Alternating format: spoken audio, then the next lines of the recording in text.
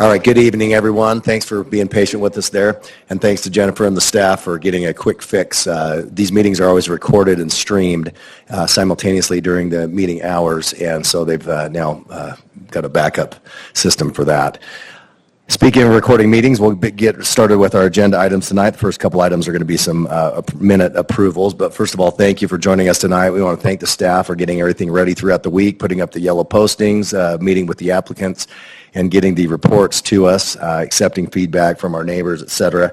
I'm Andrew Adams. I'm the chair here, and we want to thank all the volunteers that are up here volunteering on the Planning Commission. So let's go ahead and get things started tonight. The agenda that we have posted online and that's at the back of the room, we'll be sticking to that. So the first action item on here is the approval of Planning Commission meeting minutes. It's for January 8th. Commissioners, if you've been able to review those, is there anything that needs to be addressed, or is that ripe and ready for approval? If so, let's get a motion on it. I'll make a motion. Can we do the 2 minutes together? Sure. This will also be for the meeting minutes for January 22nd, 2026. Let's do them together. Okay. I move that we approve the Planning Commission minutes from January 8th, 2025 and January 22nd, 2026. Yes, 2026, as submitted. Awesome. Thanks, Susan. That's for both the 8th and the 22nd of 2026. Who will second that motion? I'll second. Mary will second. So let's go ahead and put that to a vote. So, Susan, how do you vote? Yes. Mary? Yes. Lisa? Yes. Laura? Yes. And Kendra? Yes. All right. Now let's move on to our first public hearing tonight. It's the Organize Simply LLC. It's a home occupation conditional use permit request.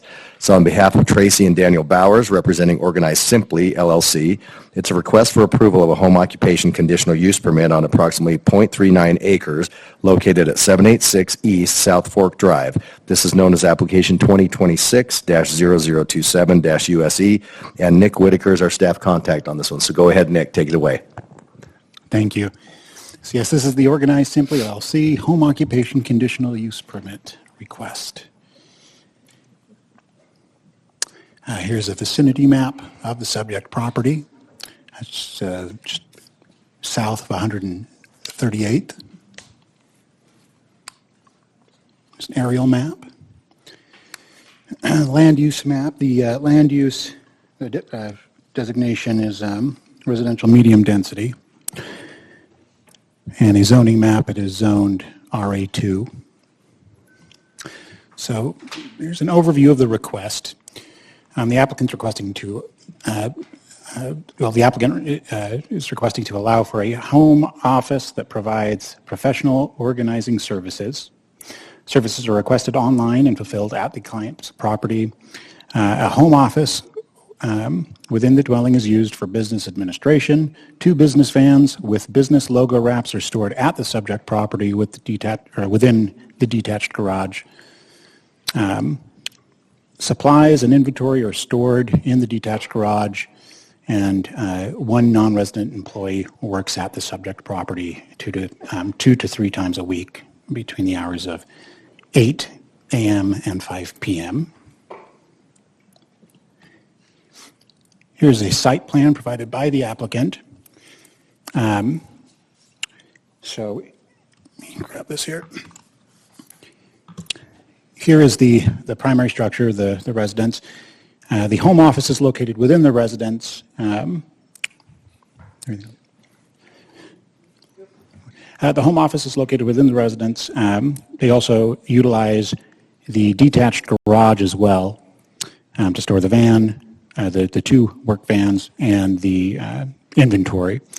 They have available 3 parking stalls that the employee can park their vehicle on. It doesn't prevent cars from, or the primary dwellings owners from coming and going and utilizing the required garage. Here's a floor plan. It's the home office is just located on the main floor of the primary residence, just right when you enter the home. There's an extra room here that is used for the office. And this is a picture provided by the applicant. As I mentioned, they also utilize a detached garage. Here's a floor plan of the garage. Going back to this slide here, you can see that in the garage they store two business vehicles that are wrapped with business logos, as well as their supplies that they take to their clients.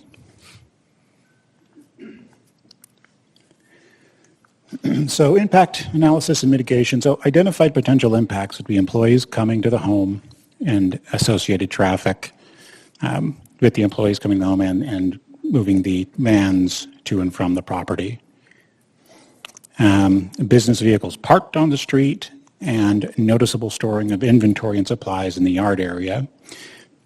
The proposed mitigation is that all requirements of the Draper City Engineering, Public Works, Building, Planning, and Fire divisions are satisfied, and that a Draper City business license shall be obtained, that only one non-resident employee shall be permitted to work at the subject property, that one off-street parking stall shall be provided for the non-resident employee's vehicle as shown in the associated site plan, and that only two business vehicles shall be parked at the property and stored within the detached garage, and that no customers shall come to the home. This is a photo I took of the subject property. As you can see, the detached garage sits in the rear, and I did measure the driveway width, and it complies with city ordinance. Any questions or comments? Nick, I'm really concerned about the amount of the detached garage that's being used for storing for the business. It feels more like a warehouse than a garage to me. We had a home occupation use permit request a while ago, and they were using very small amount of the inside of the house, a lot of the garage, and we told them no because they were using so much of the garage for their storage. And in fact, it is beyond the permitted amount, isn't it? So the permitted amount is referring to the residence. There is no mention of detached structures. There is a cap on how much storage space you can use, which is 250 square feet. However, you can apply or seek a deviation to that standard, which is what they're doing. Have you added up the square footage that they're using? I can't have. remember from the report. Yep, just give me one moment and I can get you that number. Yep.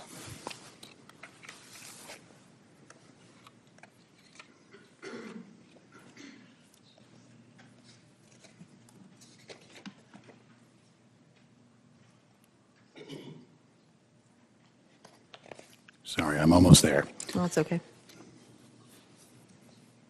Okay, so, and I'll read the ordinance with this too. So, per ordinance, the home occupation shall be clearly incidental and secondary to the primary use of the dwelling for residential purposes. The home occupation shall not disrupt the normal residential character of the neighborhood in which the residence is located. Not more than 25% of the dwelling unit shall be used for the home occupation. Only the dwelling unit, not the... Yeah, but and I do have those numbers, though, and I did calculate both.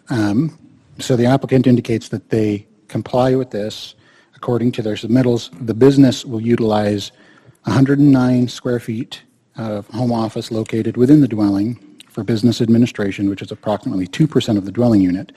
Not included in the calculation is a detached garage measuring 1,152 square feet, which will be used for storing two business vehicles and inventory.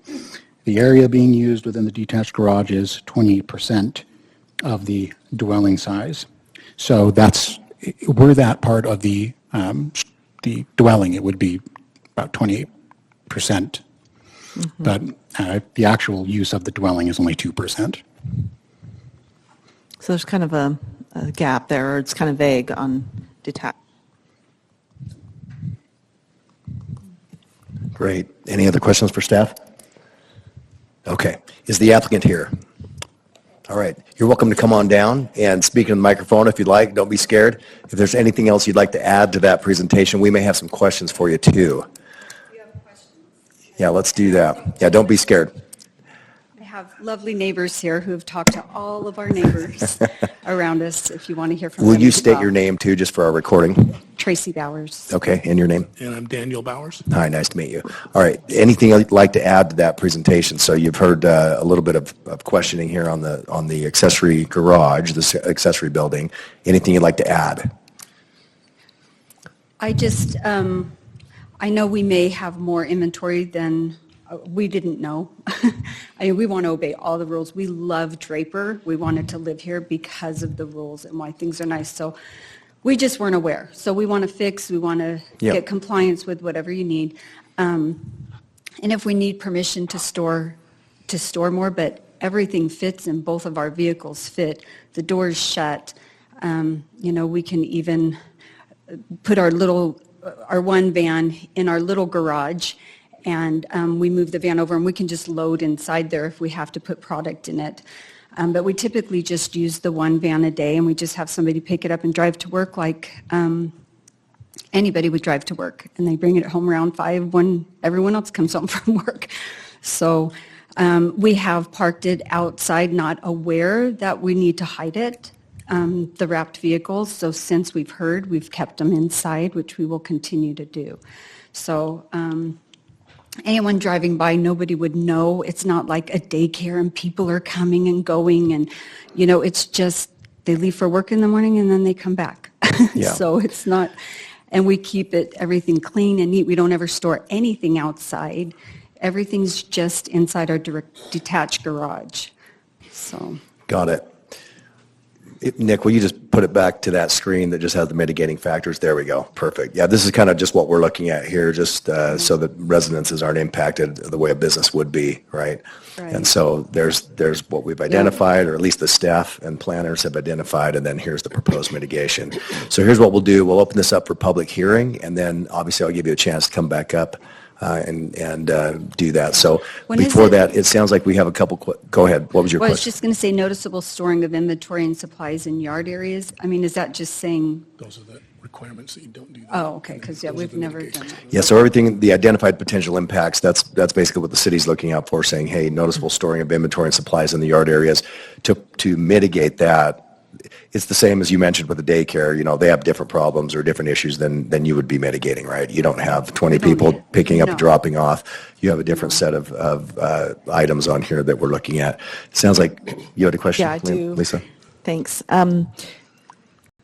There was a email from someone or a letter, and it was one of your neighbors. He indicated that he thought that there were more than your one employee coming to the home. Yeah, there's somebody who comes to pick up the van in the morning. We have an employee that just comes, parks in our driveway and just takes the van.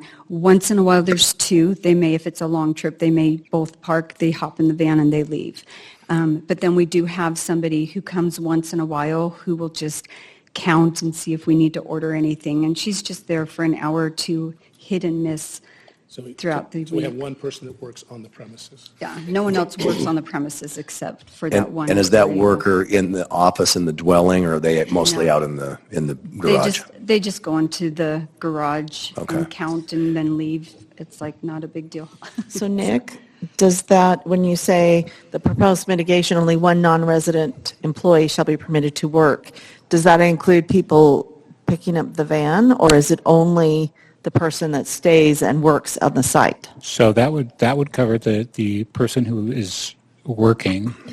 We may need to modify the street or the off-street parking stalls to allow for, so if there is someone coming to the home to pick up the van and leave their personal vehicle there, they would need to provide an off-street parking stall for that person. They aren't technically working at the property, they're just picking up the van, but they would need to have an off-street parking stall, which Which we have. it looks like Yeah. they have up to 3 available. But I thought in the past when we've talked about these, that even leaving your vehicle counts as one of the employees on the property. So you're saying 1, but she's suggesting that sometimes there'll be up to 3. Because if 2 people are coming to pick up the van and 1 person's coming to work, that's 3. We wouldn't have all typically we wouldn't have all three at one time. Two may leave to just park their cars, and then one may come. I guess it would, well, I guess they would bring that third car for an But hour at a it's time. traffic, right? It's the amount of traffic coming through and to your home that we're Well- worried about. It's Yeah, not there's just not- who's on site. And she's a neighbor, so she could walk if that's a One- problem, actually. One thing that I would like to say is that per ordinance, what is allowed is, let's see, What page are you on? it's members of the family of the owner who reside in the dwelling may be employed in the home occupation. Non-family or non-resident employees shall be limited to one person. So you can have one person who is not, who is a non-resident, working at the, just without having to obtain a conditional use permit. So by adding one more person to that, that would, But that's two, so they Yes, could and that would have make up to two. But the neighborhood the neighbor that wrote in is worried about the traffic, the amount of traffic Right. coming in and out. And that would be easy. We could just have, make sure we never have more than two, if that's the rule. We could do that. That's So not a problem. When you're evaluating it, you need to evaluate, are the proposed number of employees acceptable? Is there off-site parking or on-site parking for them so that they're not impacting and parking on the street? Those are things to consider. So it sounds like they've got up to 1 to 2 employees coming every day with a part-time person coming occasionally. So your conditions of approval should account for that. Yeah, and again, so thanks for showing this, Nick. And then when we pause and just go to a public hearing, let's leave it on the mitigating factors there so that we can have public comment that's aimed at that. Any other questions from up here? Yes, I have a question. So I checked on Facebook, and you have a Facebook page that references an address off of 138 South.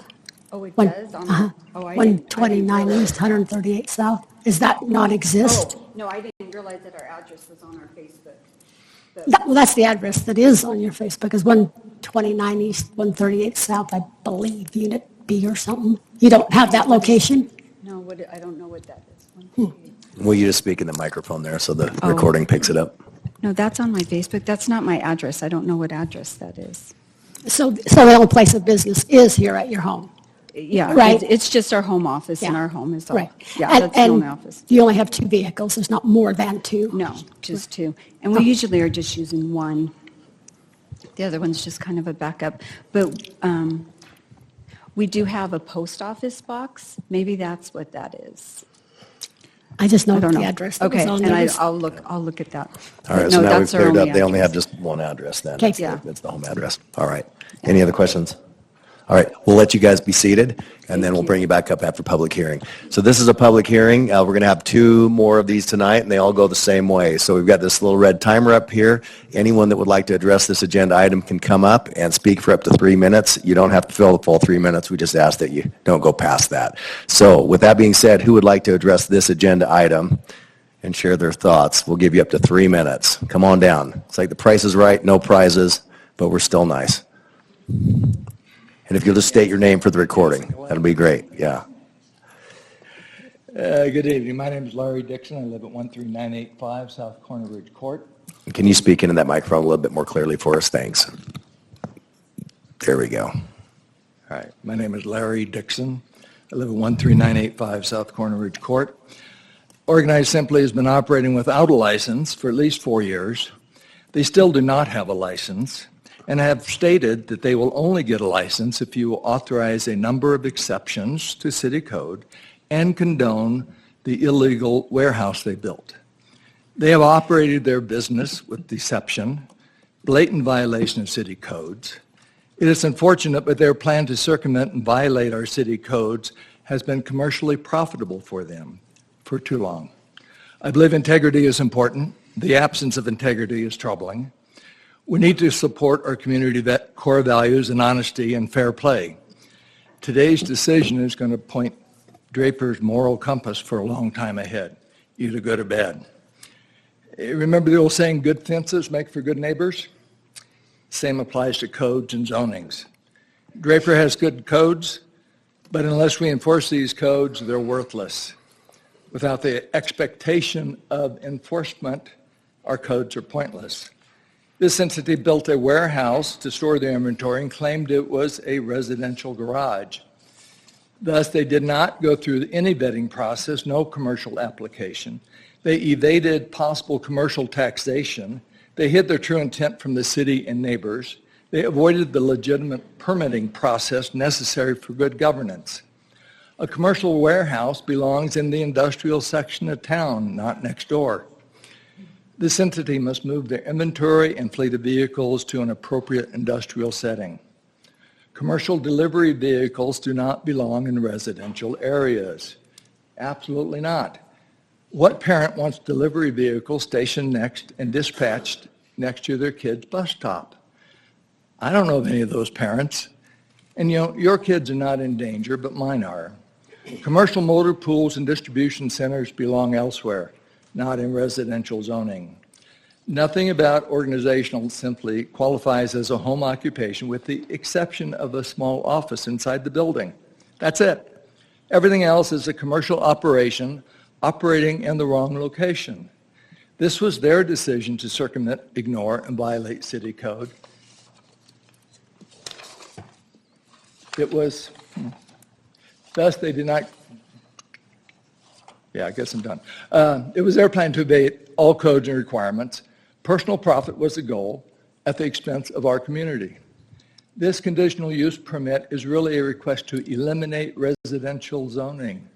If this application is approved, you're sending a message that rewards those who deceive and mislead and circumvent city government. Maybe these words are too harsh. Maybe they're accurate.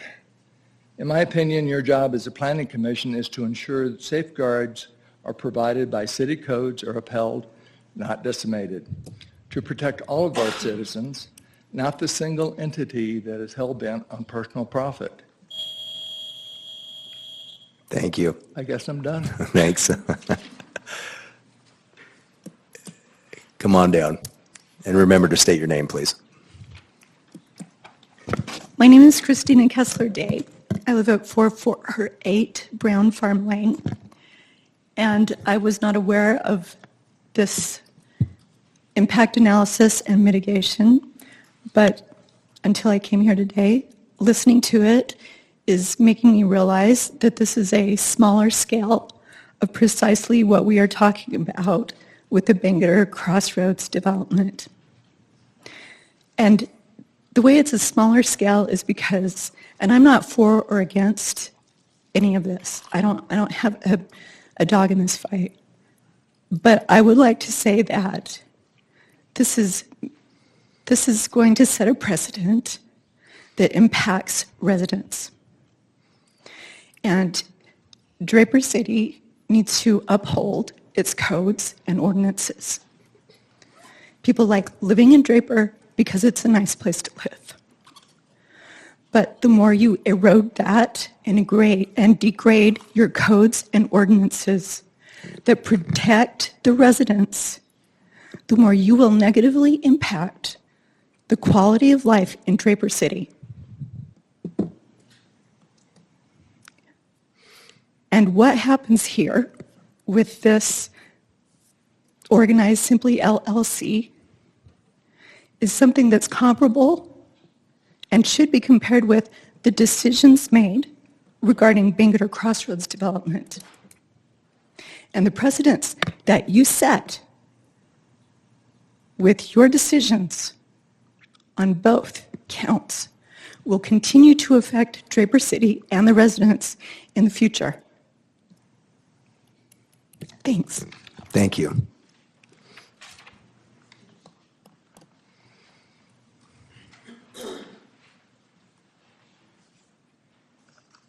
Good evening. My name is Eric Dixon. I live at 13993 South Corner Ridge Court.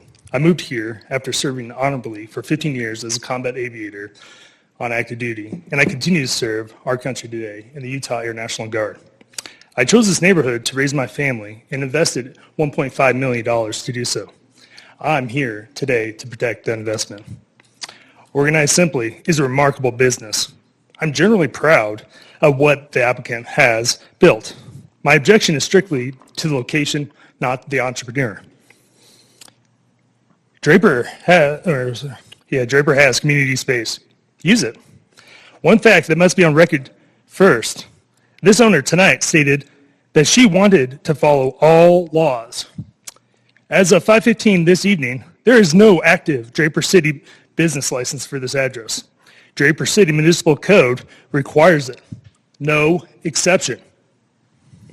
Now look at the scale. The application claims 250 plus square feet. However, the applicant told Canvas Rebel magazine last year, we built a 25 by 48 foot warehouse and filled it with over 50 shelves. That is 1,200 square feet. This is not a home office. This is a multi-state distribution warehouse in a residential zone. 3 of my boys ride bus 1221 to Draper Elementary School. That bus makes 2 stops on South Fork Drive, adjacent to this property, to pick up approximately 15 to 20 children. Bus 221, a special needs bus, picks up a child 3 houses down. Has a traffic safety study been conducted? You cannot approve a commercial logistic hub next to a bus stop without one.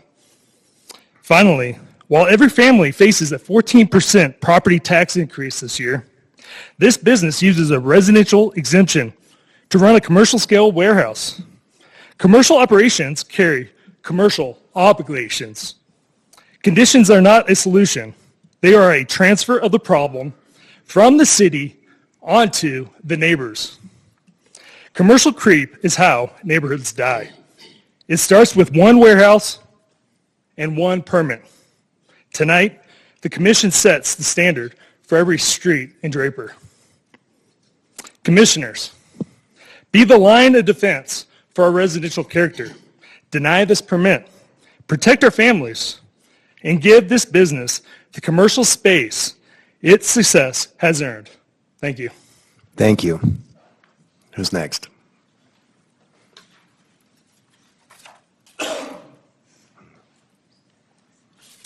Hi, my name is Lisa Brown. I live at 795 South Fork Drive, which is directly across from the LLC. And as the neighbors who live directly across from the street, where the warehouse is and everything, we have never felt that the traffic's been a problem at all. We've seen the vans out there as they come and go. It's not constant. It's in the morning. Sometimes they're loading at night. But I'm speaking for the 3 of us that live directly across from them. We have no complaints about the van, about the business. They've been great neighbors. They've been respectful. They've asked if there was a problem, if anything that once this came up. I feel like it was just something that they didn't know, and they've worked to, once they do know, they've worked to achieve it. But as neighbors that live directly across the street, there's no problem. The bus stop that the gentleman is referring to, now that might be a problem because more people run that stop sign. I would be more worried about the stop sign than I would be this business. That is a stop sign that is blatantly run through all the time.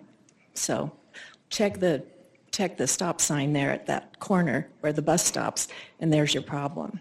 Thank you. Thank you.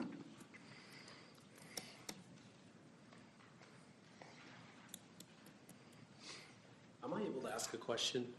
No, this is just send only. Just comment only? Yep, we'll Okay. just jot it down and hit it I was trying later. to take notes when you were speaking earlier about some of the regulations, and we got into the weeds of square footage. Can and you whatnot. please state your name for the record? Oh, sorry, Charles Anderson, 14029 South Fork Drive. The gentleman had mentioned that there is certain consistencies required for outbuildings when built in our neighborhood, and I live a few streets down, and our neighborhood is filled with outbuildings, gigantic outbuildings that all meet the consistent standards of the neighborhood, and the Bowers building also meets that consistent standard. But I think something that isn't mentioned in there is intent of use. All those buildings that are built out, large outbuildings, garages, warehouse-looking type of buildings have woodsheds, RVs, or hobby shops for residential use. what the gentleman read is that consistency is required, and if consistency is interpreted across the board, not only with visual appearance, but also intent to use, a warehouse is not consistent for the neighborhood that it's in. So, yes, the Bowers, we've been following for the past couple of years, and the growth of that business has been amazing, and they have been very good stewards to the streets that they're on.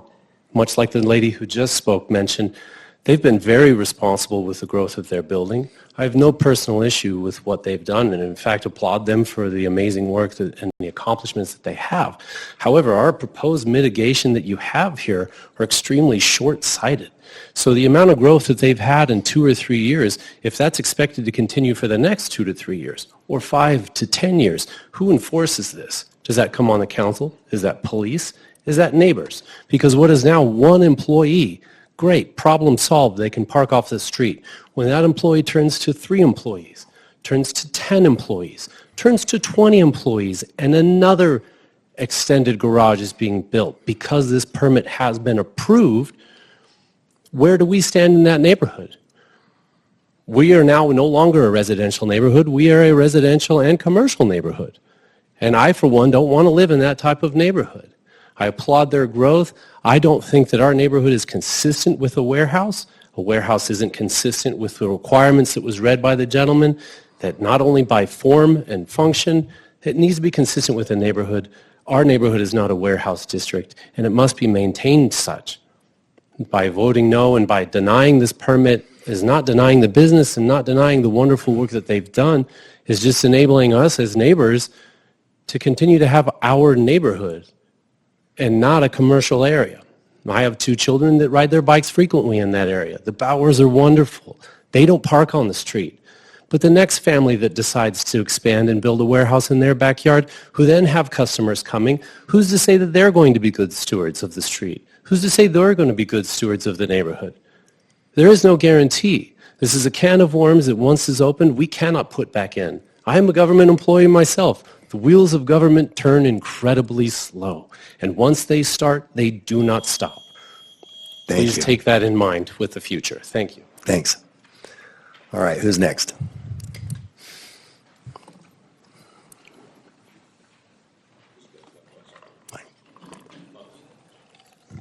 Hi, my name's Kathleen Hannon. I'm a resident of Draper, and I'm here to oppose this. I think that I concur with all the other concerns, especially the previous gentleman's points. I think you're opening a can of worms. It's a slippery slope. People didn't move to Draper to live next to a warehouse, to live next to a building.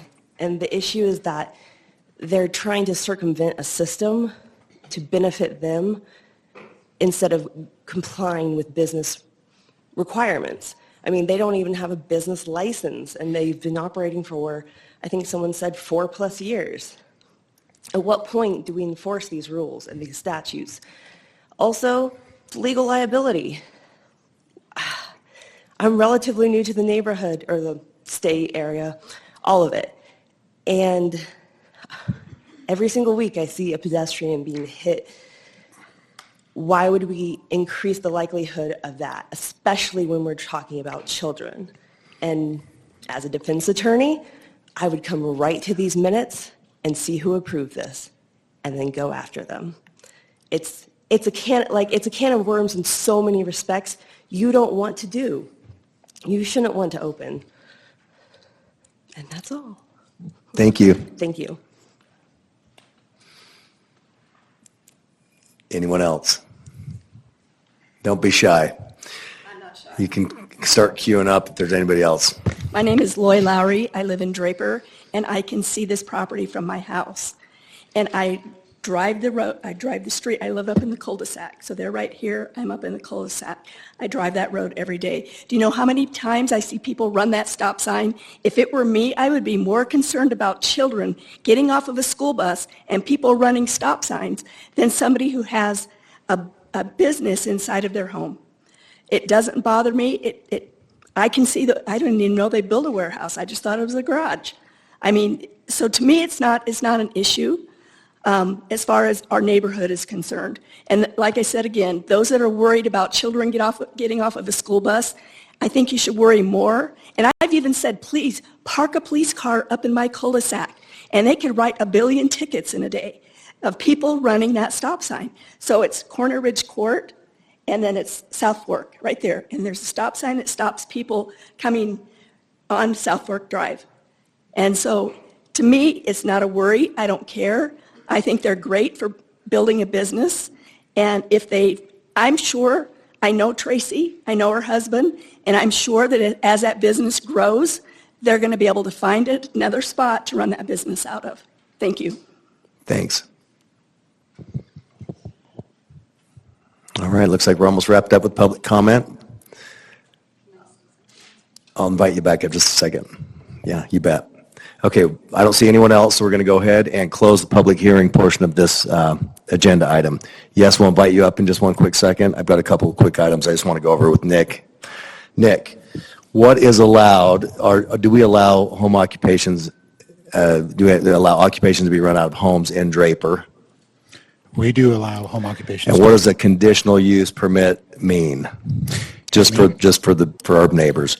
Sure. So the conditional use permit for a home occupation would be allowing various aspects of a business to operate that extend beyond just a home office.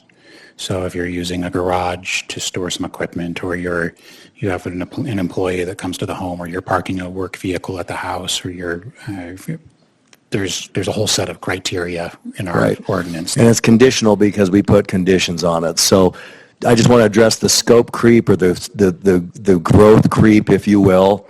What when they get to 20, what happens when they get to 30, whatever. This is a conditional use permit with the conditions of the property now, with the conditions of the application now, with the conditions we're putting on the business now. So this is what we're here to review. We're here to review. It's not under debate whether you can run a business out of your house. It's to what volume and what impact and what nuisance, what detriment that we can limit and mitigate so that it's not a nuisance. So let me ask you this. What happens to someone that doesn't have a business license? I've heard that now 3-4 times here. And is that indeed the case?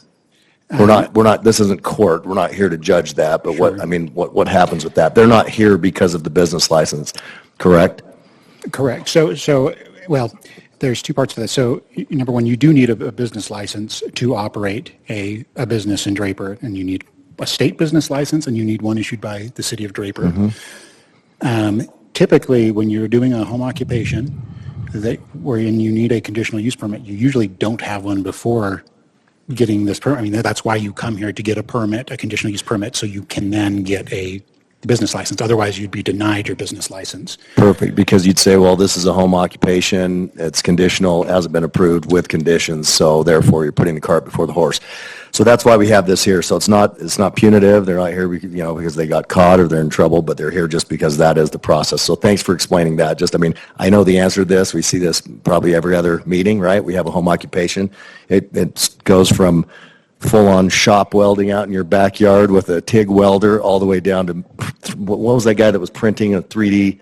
He needed like 2 feet in his garage. And we said, if you want to take 4 square feet, please do, because his space was extremely small. We're like, you got to give yourself a little bit more room.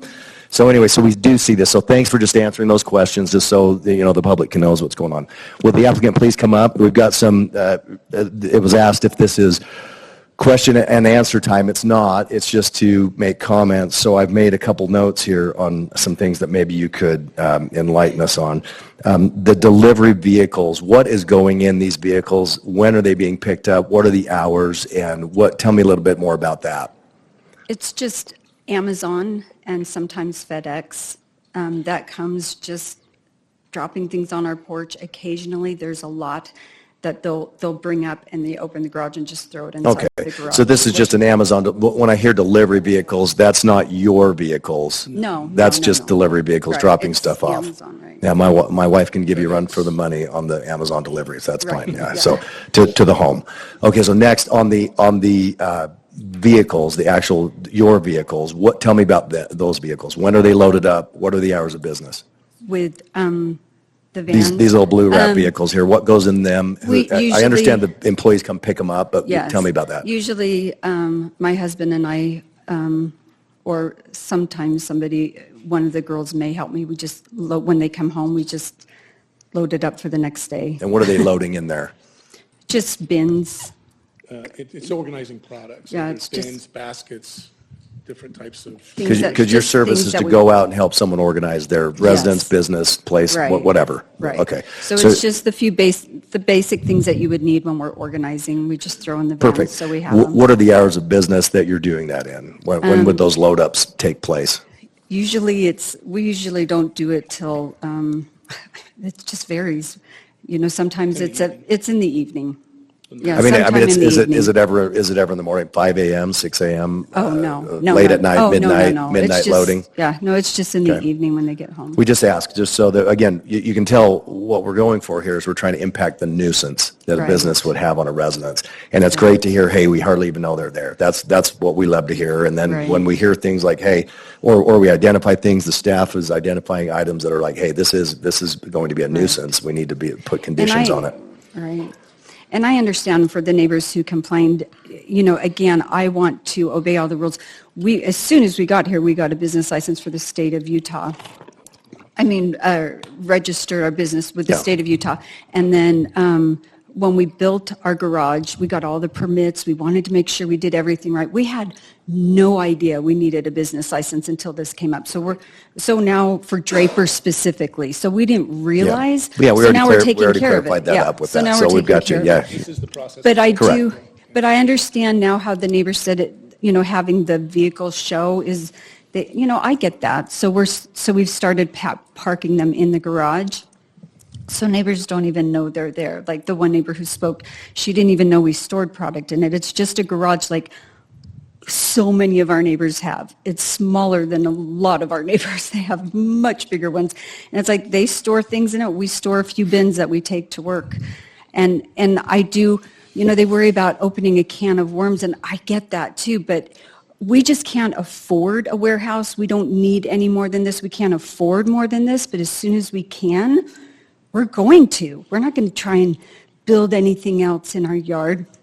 There's only so much we could fit in this little garage. Once we can't fit it anymore, hopefully we're making more money and can afford to go get a bigger warehouse. Yeah, But the business doesn't grow unless we move out and get to another off-site storage. But Sure, and that's why I brought up that it's case by case. So the conditions that we would impose on your business, we would absolutely stick to the you'd conditions have to that stay we with have the here, growth right? level you're at right now. And when it gets to even the next employee, that's why we've got to Well, pin we that. wouldn't We've got have one. to pin that down. So and warehouse searches right now are very difficult. Yeah, And sure. To get the size that we And could afford. We did look before we built our garage, but it's like there was nothing available. Yeah. Or it was astronomically big and expensive. And so we looked with a realtor for a long time. We thought, well, we'll just build a garage like every other neighbor and just throw some things in there.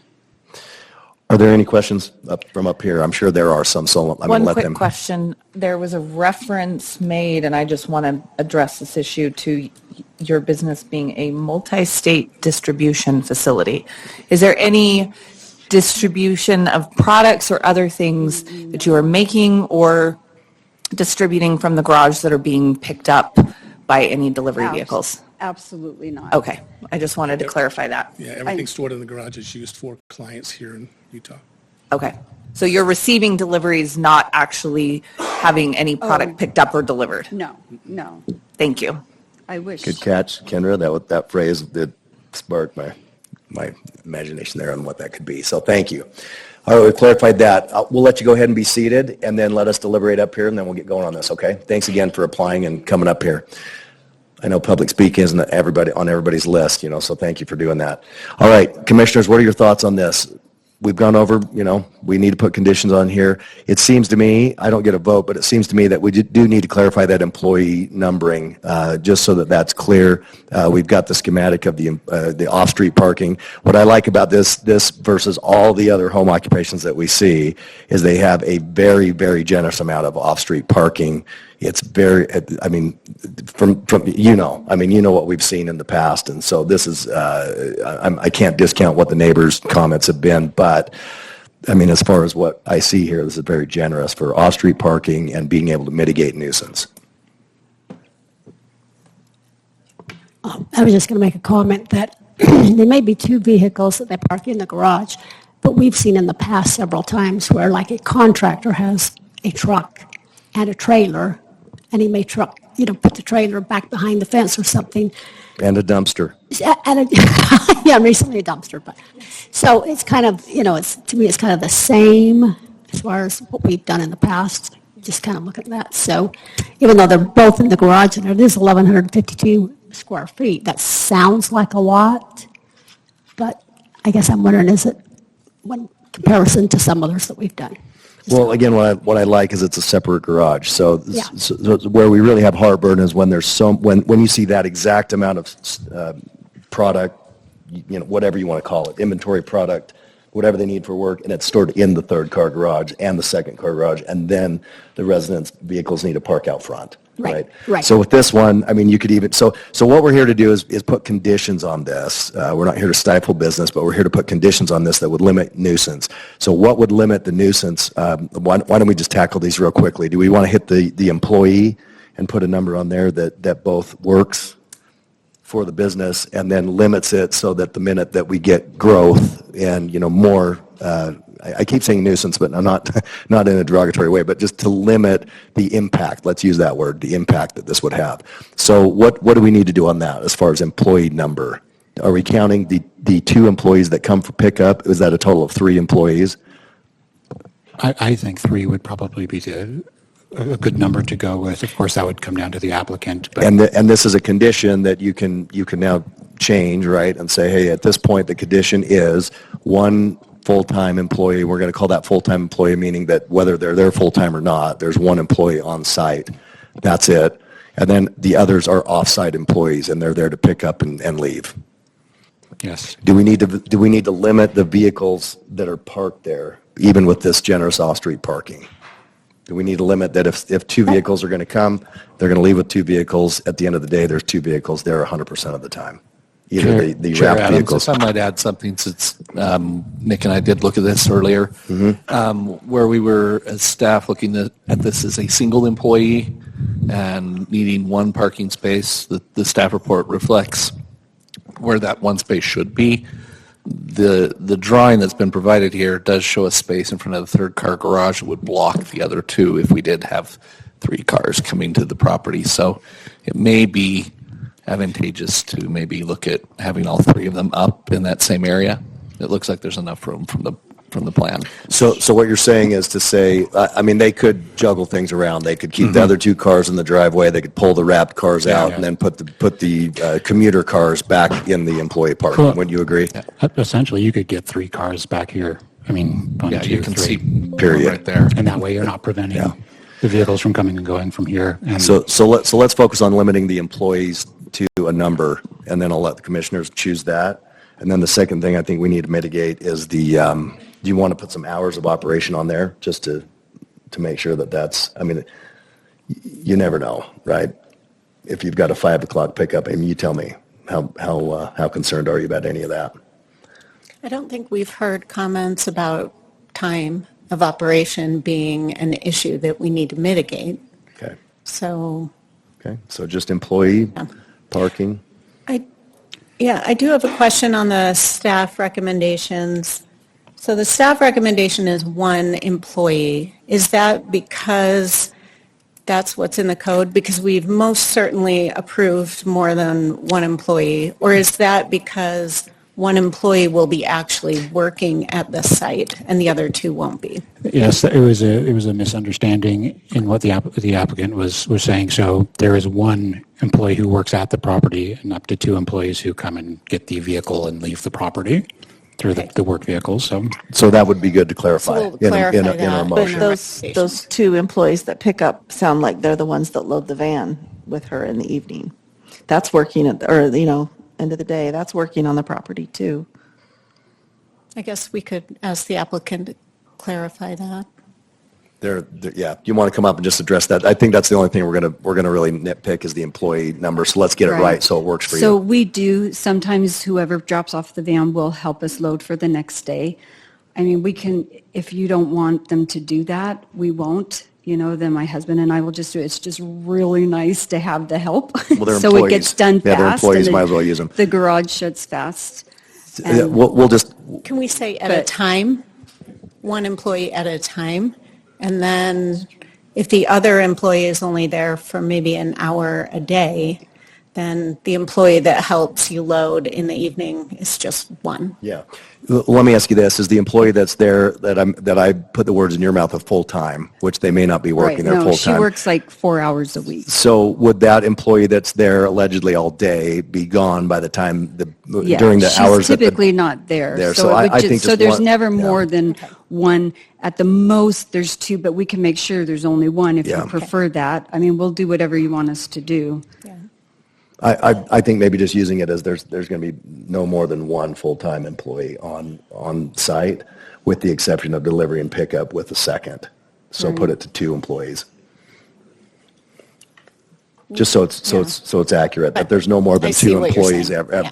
no more than 2 employees ever on site at the same time. And when there are 2, it is for delivery and pickup only. I think you can get that specific just to really limit it down. Yeah. So would that be fair?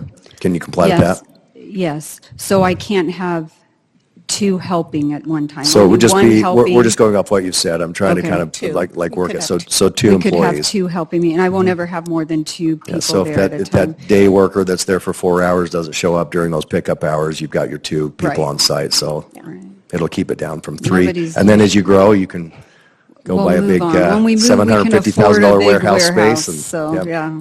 buy a warehouse condo and off you go. So, Thank okay. you. All right, you got it. Thank you. All right, commissioners, should we get a motion put together?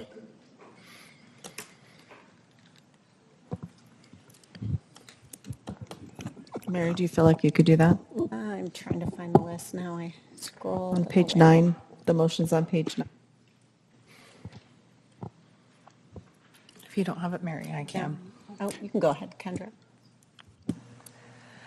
I move that we approve the home occupation conditional use permit as requested by Daniel and Tracy Bowers, representing Organized Simply LLC, application 2026-0027-USE, based on the following findings for approval and subject to the conditions listed in the staff report dated March 13th, 2026.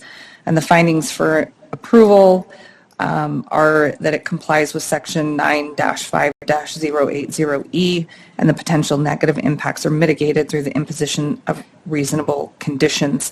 And we are going to modify the conditions, so looking at the 6 conditions listed in the staff report, condition number 3 that indicates that there's only 1 non-resident employee permitted to work at the subject property, that is going to be increased to 2, reflecting that there are a total of 3 different employees, but only 2 or up to 2 will be at the residence at any given time together. And that the 1 off-street parking, we're going to, are we adjusting that one? To 3. To 3, okay. That's what I just wanted to make sure. That there's going to be up to 3 off-street parking at the residence, and based on the information provided, there's ample room at the property to accommodate that.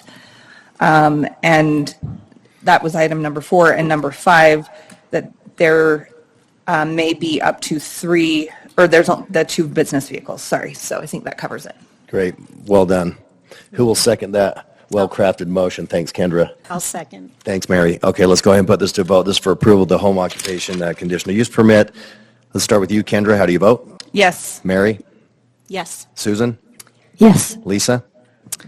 Yes. And Laura? Yes. All right, congrats on that. Thanks for coming in, and be a good neighbor, as you are. Thanks. All right, so let's go ahead and move on to our next public hearing. This is the Openshaw Corner Development Agreement request. It's on the request of Charlie Openshaw and Porter Openshaw, representing CJO Holdings, LLC, and P&J Ventures, LLC. A development agreement request for approximately 1.44 acres. This is located at approximately 207 East, 13800 South. It's known as application 2025-0305-DA, and Todd Draper is our staff contact. So go ahead, Todd. All right, thank you. So as you read in, this is the Openshaw Corner Development Agreement. the vicinity map there at the corner of 138th and Bangerter, and the aerial map, as you've seen this recently for the zone change and land use map change that came through. It is still in that commercial office service land use designation, and the kind of split zoning, if you will, office residential, commercial, which is a commercial zone, and then the RA1 residential zone. This development agreement, if approved by the City Council, would essentially validate those changes that came through and were passed by the Council to change this to the CR zone. This is the concept site plan that was included with the development agreement. You'll see here that, as long as I don't bump this too much, yeah, you'll see just this is the intended design. The access would actually come from the property owner to the east via a right-in, right-out onto 138th, and then there would be shared access drive between the two properties that would then reach this property. You'll see a building on the east and the west, potential drive-through on each of them, and then the parking centrally located between the two of them. There is an alternative site plan included in this development agreement. This, though it is related in some ways to the adjacent one that will be on the meeting here later, they are separate applications, and so in the event that the cross-access is not does not happen, they have added in kind of a clause where they'll be able to have a temporary access, and you'll see the location there. Staff did note that there may be a little bit of a discrepancy in where that is. I think it lists it in the agreement as 120 feet. We think it's probably closer to about 250 or more. And then the other thing that they're agreeing to do is put some use restrictions in. This is the chart that they put in. One of the other discrepancies we need to get cleared up with them is when they put this chart in, they kind of took it straight out of our ordinance, which is nice, but they included all of the permitted and permitted and conditional section there when these are intended to all be not permitted uses. So a little cleanup to that agreement. And then just a copy here of kind of the right-of-way dedication that's in the agreement as well. Brian might be able to help describe the colors a little bit better, but I understand, I think it's the red and possibly the blue that would be in the dedication. And then there's a construction easement for the roadway improvements that there is also part of this, and I believe that's the yellow. Close enough? Yes, that's correct. In the agreement, there are, to do a development agreement, there has to be identified benefit to the city. So I've just kind of identified what some of those are in here. This doesn't encompass everything, but maybe the high points of what's in there. We would, as a city, get the dedication of the land needed for the right-of-way improvements to 138th and to Bangerter. And then there'd be increased tax revenue coming from the value of the property, other revenues from construction and other activities that go on with the development. We would have those limitations to potential undesirable uses and more certainty with what is going to be developed. And they have also included a restriction to restrict their building heights to 30 feet. Again, as I earlier mentioned, this would essentially validate those ordinances that would change the zoning to CR and to the regional commercial land use designation. They would get vehicular access onto 138th South. They would be getting the utilities stubbed to the property. City would do that as part of the adjacent city roadway improvements when they're put in, so they don't have to cut back into the road. And then they would also have in this agreement some reductions to landscaping amounts in the perimeter parking area and overall site.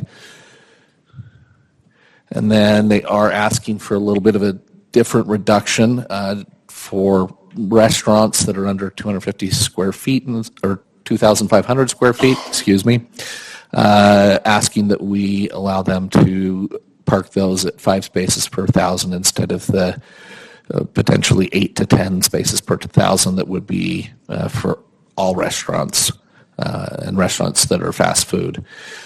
And then there is this deviation here just from the otherwise required orientation of the building entrance to the street. That's kind of a standard one we'll see pretty frequently. We do have some concerns of staff that are noted in the staff report with the agreement as written. They do need to clean some things up. Most of those are minor issues that need some clarification, and so those are detailed in a little bit more in the staff report, but for ease of kind of consolidating it here, we do need the reciprocal cross-access between them and the adjacent property owner to follow the city code. What's written there has a few problems, but it's mostly something that we believe can be cleaned up, and we do understand that the two parties are very close to having an agreement. We do need some additional specifics regarding those conditions on when the temporary access can be installed. It's not quite clear. And then with that, the one kind of here at the bottom, we need additional details to ensure that that vacation or removal of the temporary access happens, and that the property owner is the one doing those improvements. There is kind of a conflict in the draft as it currently states that they won't do any public improvements, but in this case, if they were to be restoring them, it would be installing public improvements. So we just have a little bit of a clarification that needs to happen there. And then just again, with that temporary access, we want to make sure it's constructed to city standards. We are suggesting that they have proposed doing planter islands. If they do planter islands in the parking lot at a 4-foot width, we are suggesting that be increased to 5 so that they can include a tree. We need 5 feet kind of as a minimum for trees to be successful in that area. There are a couple of minor things here, but more technical related. We have some sentences that need to be updated so that terms don't conflict with one another within the report or with the other city laws. And then we need to remedy some of these conflicting regulations, like I said earlier, with the right-of-way access. And then there's just a section in there that just needs to be completely removed. They're not going to be installing anything that would require upsizing, so it just needs to be gone. So those are just kind of an overview of kind of what those staff comments are. We do have the site photos here for those of you that kind of remember these from the previous applications. And then as staff, we are recommending that you make a recommendation to the council, positive or negative. But if you do make that motion and recommendation, that you would include the issues that have been identified in the staff report and the comments that they get addressed in a revised version that's then presented to the council for review prior to their decision on this. And so I did kind of a little bit of a modified motion here. If it helps, it kind of comes from your staff report. We have the different motions, so don't take this to mean that I'm pushing one recommendation over the other. This is just a way that can be done to just incorporate the noted concerns of staff. And are there any questions you might have for me? Todd, I have a few, but Lisa, go ahead. Thanks.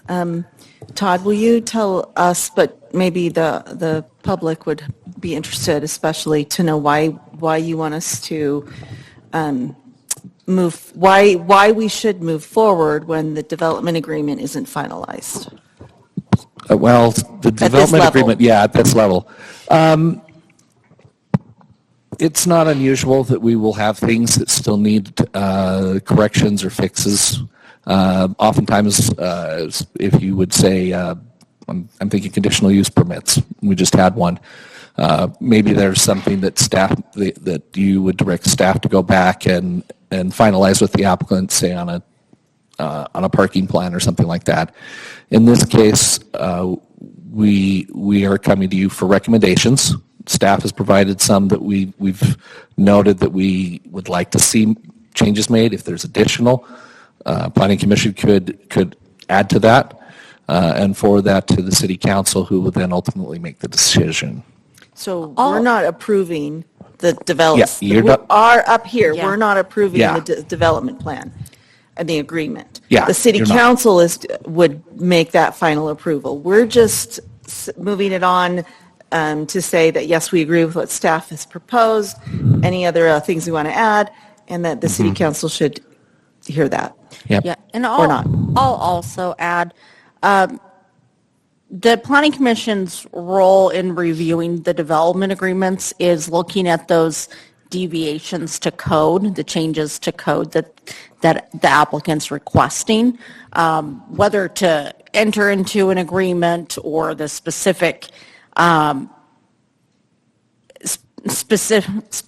within the agreement. That's really up to the city council to decide.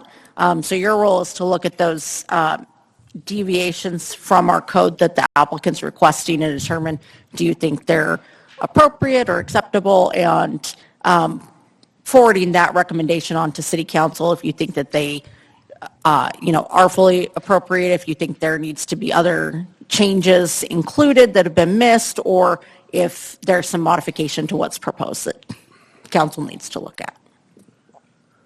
Can we go back and look at the landscape deviation specifically, Todd? That would be helpful for me, and then everybody else Well, talk. I don't have a real landscape deviation exhibit with this one.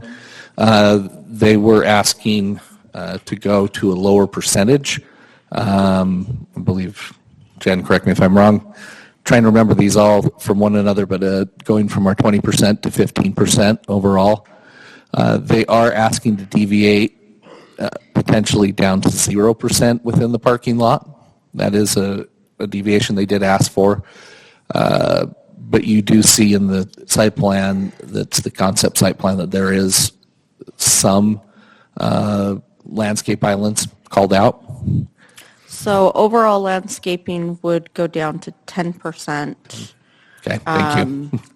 Perimeter landscaping, they're proposing 5 feet. Our code says 10 feet, but there are some standards that would allow people to go to 5 feet in the code. They're asking for that 5 feet to be included in the development agreement. They are requesting parking lot landscaping to percentages to be reduced to potentially 0%, but then they do state that they'll have kind of the end row islands on the parking. Building entrances face internally instead of facing out towards the main roads. And then the building height, they would limit to 30 feet. For reference, our residential zones, we allow up to 35 feet in height. The uses that would be prohibited and restricted on the property, and then parking. And that's specifically for restaurants that are under 2,500 square feet, with the thought that the smaller restaurants are really going to have the drive-through service, where larger restaurants would have more seating and have people stay. Thanks, appreciate that. I remember those things. So, no, we haven't talked about the setbacks, and that building setbacks may be reduced to 0 along property lines. Can we talk about Yes, that? so in this CR zone, there isn't actually a setback. So even though we've put that in the agreement, it could be that anyway under the commercial zone. Typically, those setbacks are more, it's governed by that landscaping. So essentially, with that perimeter that they're asking to go maybe from 10 in some areas to 5, that would be kind of the difference. But they may go down to 0 as it's They written. They could in any case with Right. that Well, zoning. and the whole point of having a development agreement is that we can control that, right? And say, no, we don't want that. Yeah. But it seems to coordinate with the attached, or the northern lot, the north lot, right? I mean, you don't have a setback from that lot, you would, they blend together, right? Well, if they both go in, I think the Right. point is that they're separate projects and we have to analyze them separately. And so if that only works, if the other property is developed, then we need to write it that way, or the development agreement needs to be written that way. So if we look at the staff recommendations, I think those are all aimed at that to that end. I noticed you mentioned the cross-access agreement, that's got to be guaranteed. That's my question. I have a couple questions here. Can you go to the slide where it has the temporary access? There we go. And then the one prior to that with the permanent access, with the cross-access agreement, right? So toggling back in between those two, what is the vehicle that actually ensures that there's been a cross-access agreement put in place? Is it a document that both property owners have signed and then submit to you, and that's then attached as part of the development agreement? Or what's the actual vehicle that codifies a cross-access agreement? Yeah, so each property owner would be responsible to take care of that on their own. It would be their own agreement to the other property owner, if you will. Staff has often suggested, and it's also there in the staff report, that these they're required to be reciprocal, but you can also simply grant that easement in a deed and put conditions on it in that deed that say it's not effective until a certain point in time or a certain thing occurs. We often, when we've dealt with other commercial properties, have simply said, make that effective when they grant the same reciprocal easements to you, and then that complies with our code. So what do you need to see as the guarantee that cross-access has been granted or worked out? Yeah, we'll need to see those agreements made and recorded.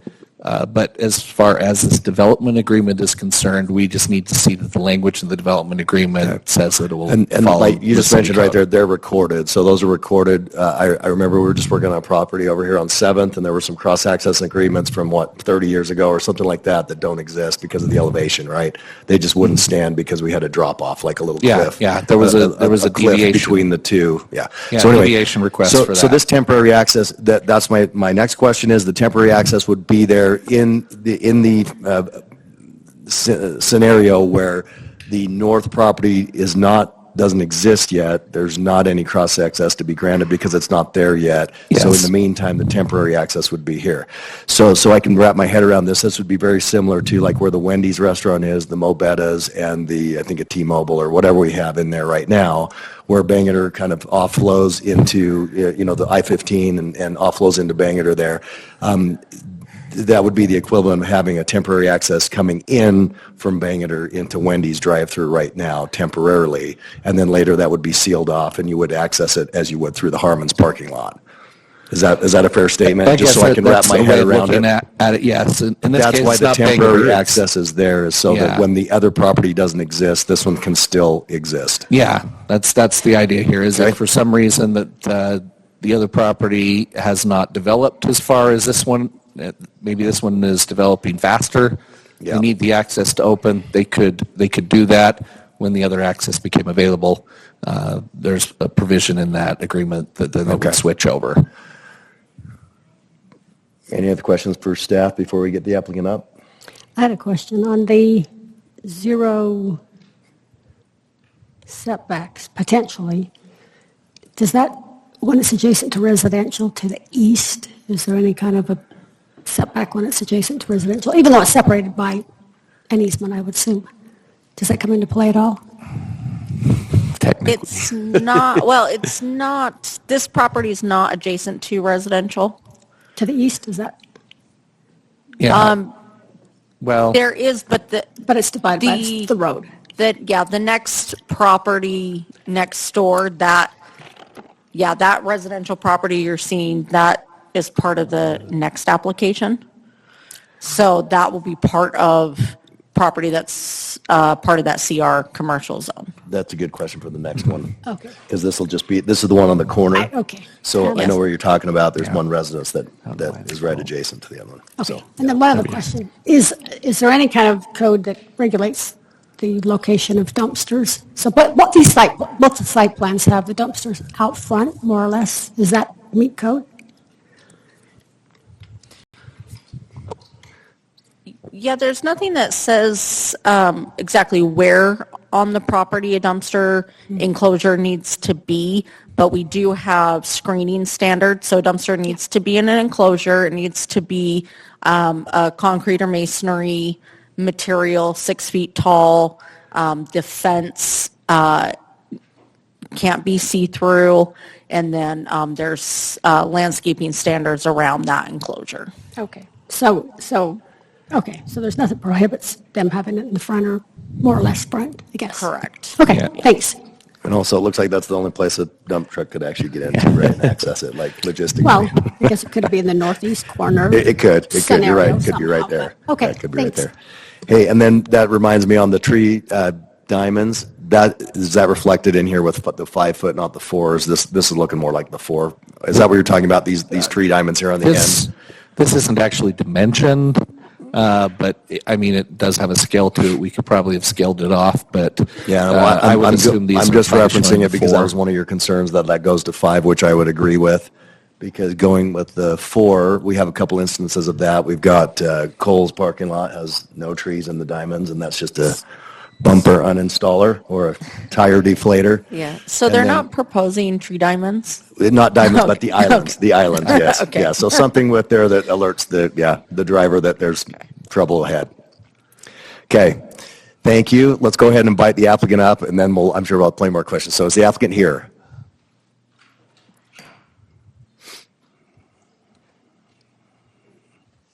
Hi there. Good evening. Steve Lovell, counsel for the applicant. Hi there. Anything you want to add, Steve? Just that we appreciate very much all the time that staff has worked with us on this development agreement, and I'm confident we can address all their concerns. We're very close to a final agreeable development agreement with staff and with our agreements with the adjacent property owner. Especially the cross-access as mentioned? Yes. Okay. I was just All right. working on that as I was sitting over there. Great. I'm just looking around for any questions. Okay, we'll go ahead and let you be seated, open it up for public comment, and then invite you back up. Thank you. All right, so just one thing I want to point out. So what we're looking at here tonight is we are looking at a development agreement that is looming. The zoning has already been decided by the city council on this property. So what we're looking at tonight is we're looking at saying, hey, we're not saying, is this going in? We're just saying, what are the problems that we can see and mitigate, and let's see if we can do the best with those that we can. So some of those have been mentioned by staff. So as you direct your comments tonight, understand that that's where this is. And if you've got anything that you'd like to add that will help us identify those pitfalls or anything that either the staff has brought up that can make this site plan and the development agreement. And by the way, a development agreement is different than your standard zoning. I always had this question. I've sat up here for a long time, and I used to ask myself, why do I live in a neighborhood that doesn't even exist? That zone doesn't exist. My lots were way too small in the neighborhood I lived. Draper didn't even at the time have that zone. So what that is it allows the city and the applicant or the developer to come in and say, hey, we're going to do some things that aren't normally allowed in your zone in exchange. So where I lived, they got a park and some trails, and the city got some cool stuff, some goodies to allow the builder that developed my neighborhood to put these, what were at the time, super small lots, right, for Draper. So anyway, so that's what a development agreement is. It lets us do things, and it actually, like Mary already referenced, it gives us quite a level of control because there is not really a guideline because I guess you could say the sky's the limit or it's very limited either way. So that's what a development agreement is as we're talking this lingo and jive up here. So if you already knew that, I'm sorry for that long-winded explanation. All right, let's go ahead and open this up for public comment. So if anyone would like to address this agenda item and give us some things to look out for to make this a better project, please come on up. And again, standard protocol will give you up to 3 minutes and just state your name.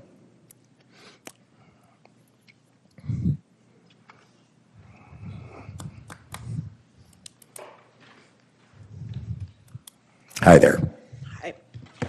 My name is Christina Kessler-Day. I live at 448 Brown Farm Lane.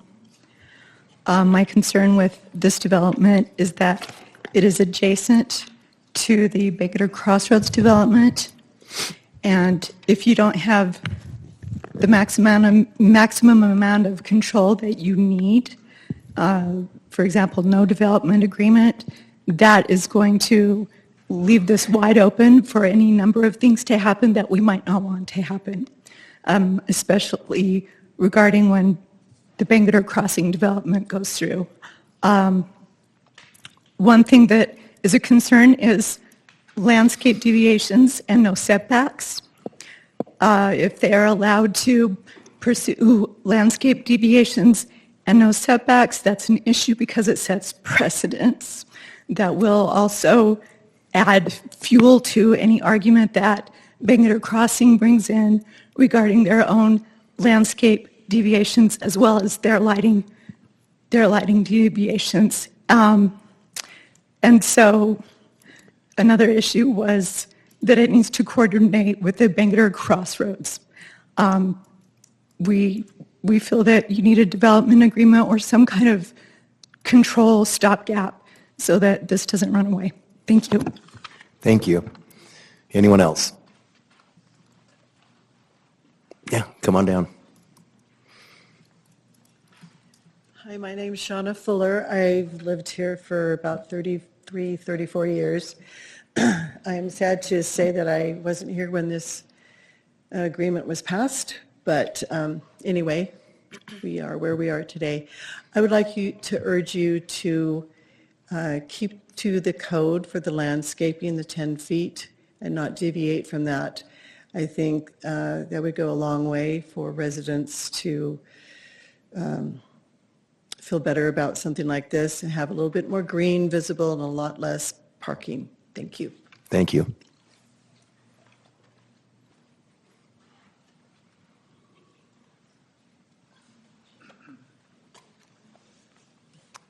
Hello, Gus Bernardo. I live at 13806 South Shore Lane.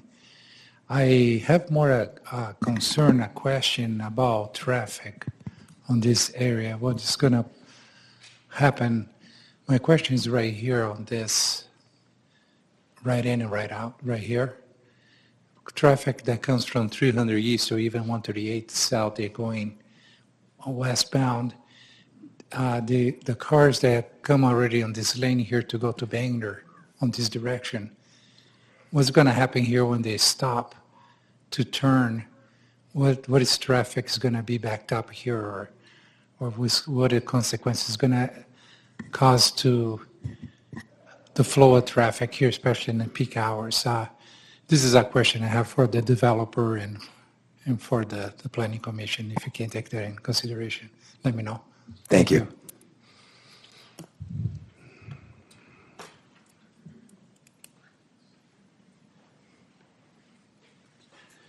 Good evening. My name is David York, and I live at 438 Morning Ridge Circle.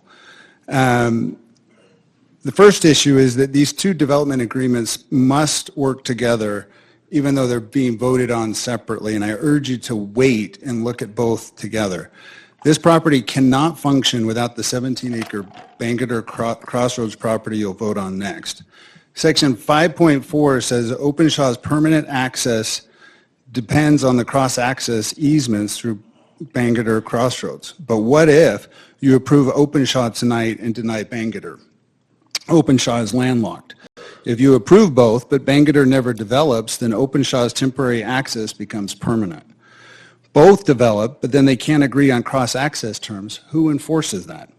Section 4.5.2 says Openshaw can't build a gas station unless Bangalore Crossroads doesn't, quote, submit plans for one within 12 months. But submit isn't defined. File an application, is that get approval, actually built? If Bangalore files plans but never constructs, can Openshaw proceed, and who decides? Each DA has its own traffic study. The combined impact on 138 South has never been analyzed together. You're approving cumulative impacts without cumulative data. These aren't independent projects, they're interdependent, but structured to create finger pointing when things go wrong. Both development agreements share 138 South as critical infrastructure, but responsibilities are split with no coordination mechanism. The infrastructure, section 2.7 says the city pays for all Openshaw frontage improvements on 138 South, but with no cap. Bangor Crossroads also uses 138 South for access. If utilities are undersized for the combined development, who pays for the upsize? Openshaw's development agreement prohibits requiring them to pay for upsizing. So does that mean the city pays twice? Who actually builds the shared access drive? When? What if one property develops years before the other? Neither development agreement addresses this. As mentioned earlier, every protective standard of Draper Commercial Code is eliminated. Parking lot requirements, technically it says 0%, allows for 0%. It goes from 20% site landscaping to 10%. It takes perimeter landscaping from 10 feet to 5 feet. It changes the building entrance face streets to allow them to face internally. These aren't one single waiver, but these are systematic eliminations. And this agreement is locked in for 10 years, and the city cannot, even if the city later realizes these waivers are a mistake, it can't fix it. Thank you. Thanks. All right, anyone else? Okay, we don't see anyone else, so we'll go ahead and close the public hearing portion for this agenda item tonight. All right, let's invite the applicant back up. And I can address the timing question that was just asked, because remember, you guys are asking questions, I'm listening, and we're taking notes. We're going to make sure we address them all. But the timing, we don't approve anything tonight.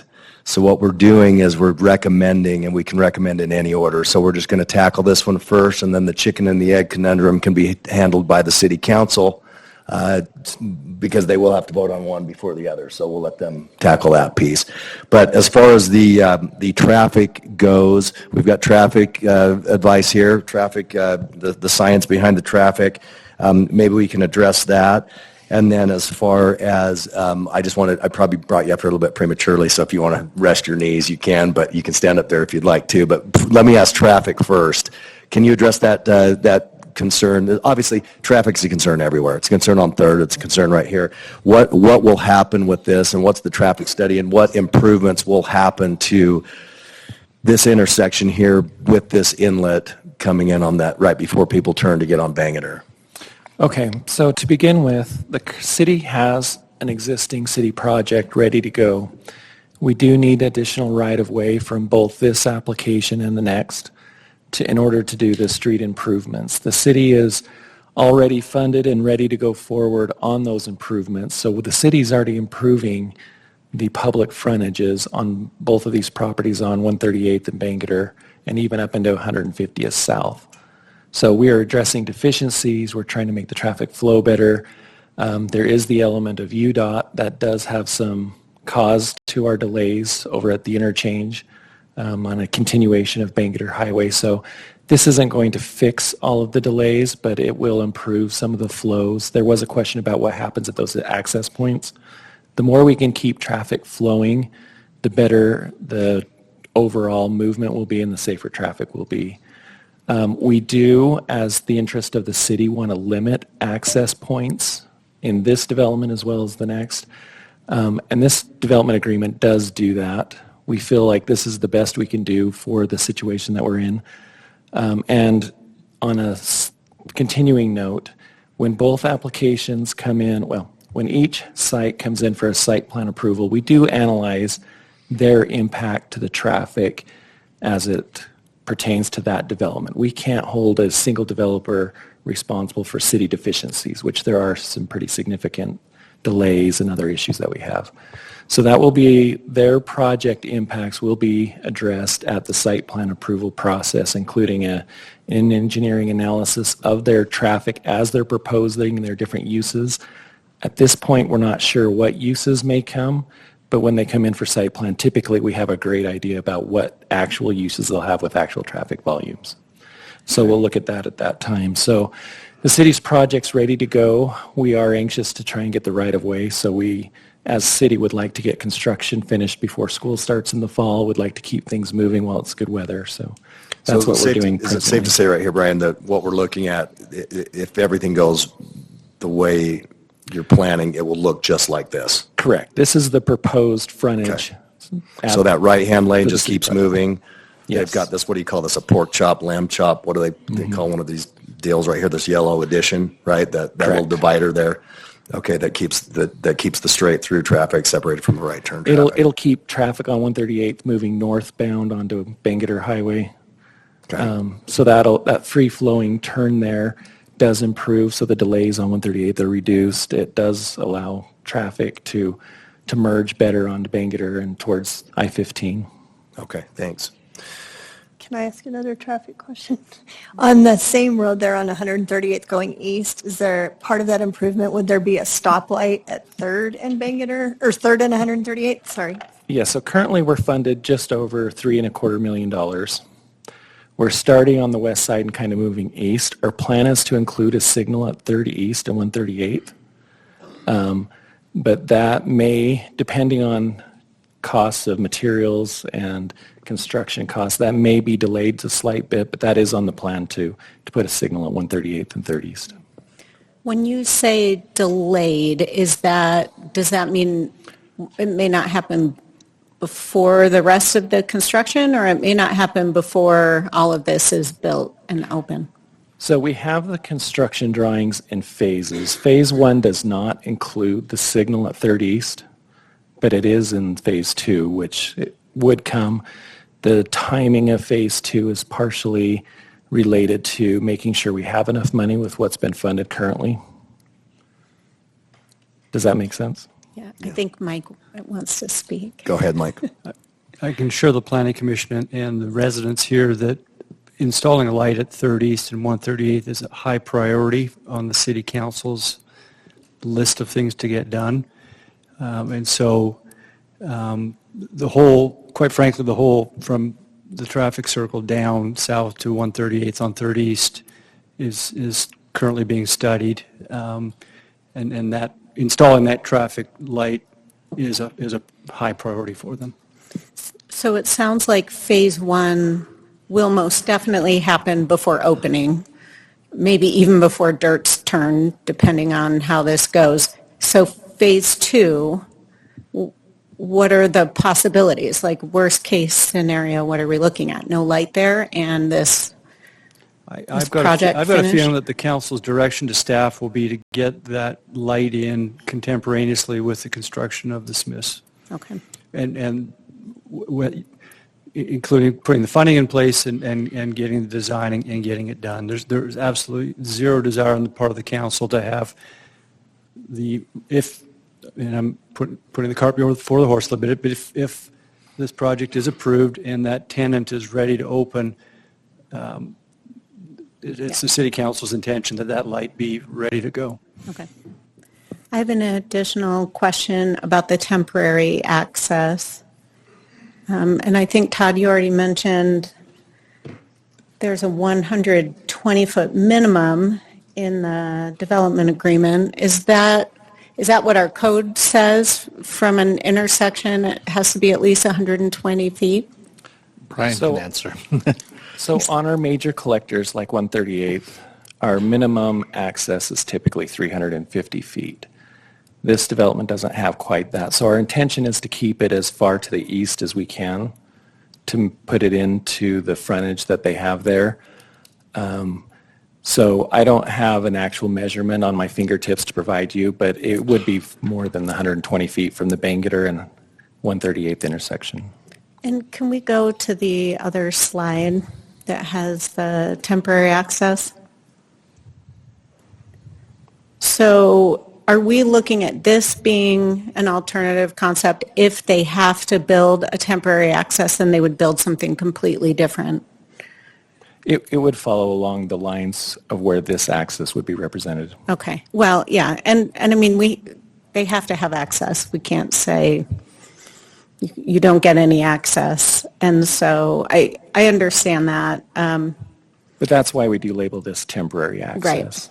Right. And hope But that you're looking at something the site, well, this isn't the site plan, but you're Right. looking at the It's not a site design plan. use for this is completely different. This is Yeah, this the looks like layout of the drive-in, parking lot is gas station different. Maverick Yeah. style convenience store versus the other one could be, Right, yeah. Three restaurants and a fast food. Right. Yeah. This one even says gas pumps. Yes. The other Yeah. one says Taco Bell. Right. I might have some happy kids if that happens. Right. but- So that, and that's why I asked that question about temporary access. Right. It just doesn't look like they'd build both. So they're just saying, hey, just in case, Right, we've right. got to This make is a plan that backup plan. doesn't landlock us.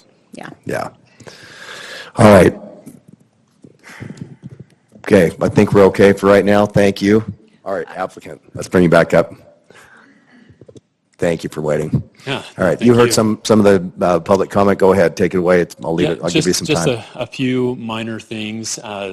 Lots of conversation about the setbacks and what we're asking for. And just the context that everyone understands, this property has already gone through one, maybe two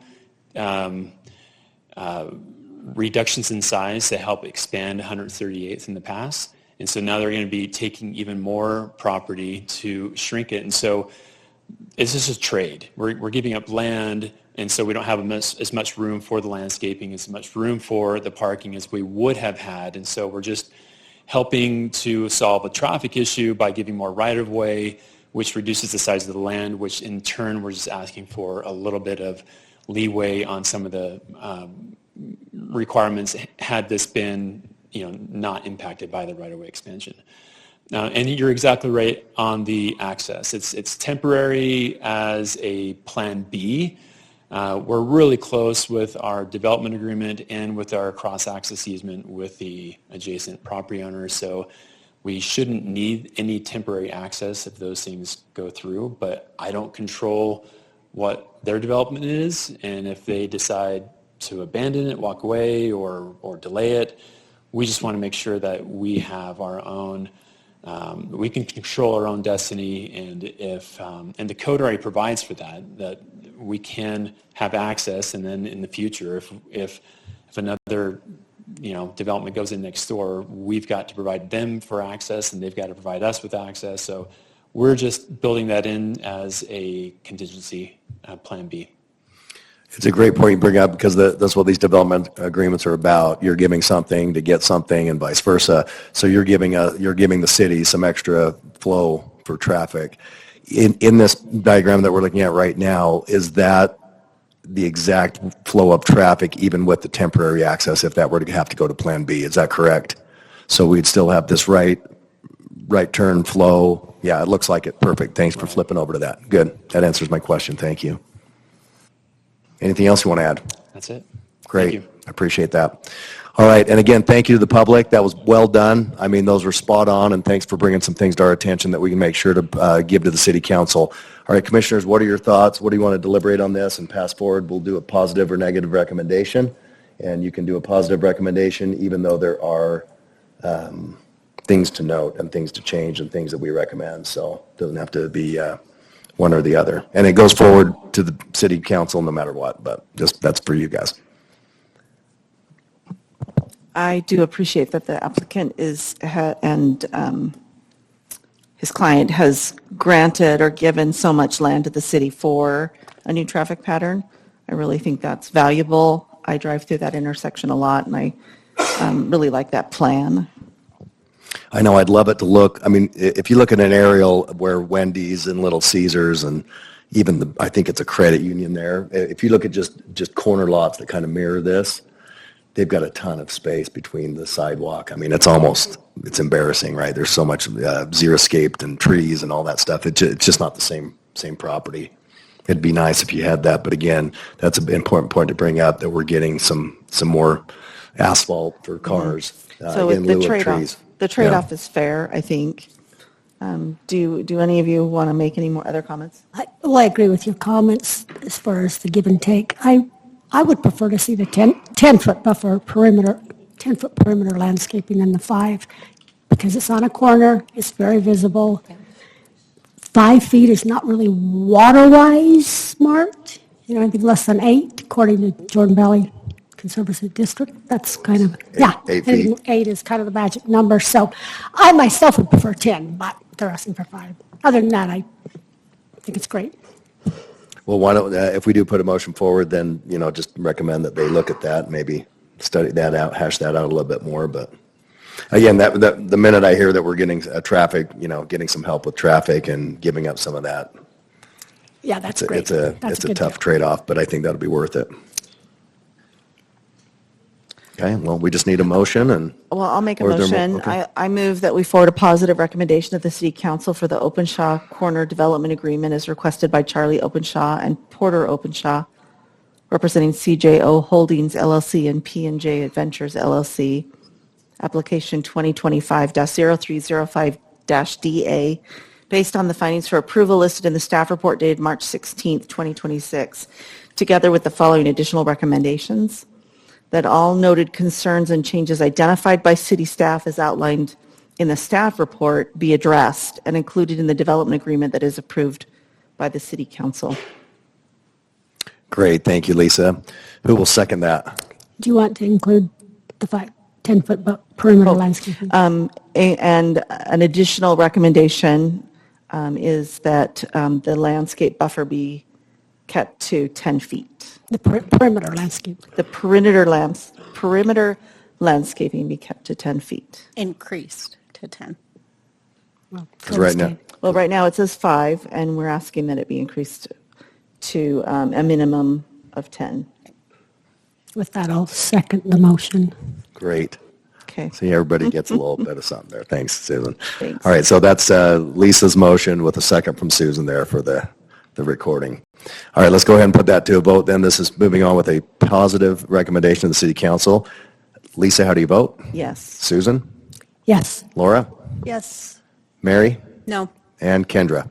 Yes. Okay. All right, that'll move forward with a positive recommendation. And again, to be continued, that'll be on a Tuesday night at the City Council meeting, as will all of these positive recommendations or negative recommendations that move forward. So, and that's where they'll get approved. So again, I'll pass that off to them to see how they want to juggle that, because there was some wise commentary there from the public hearing.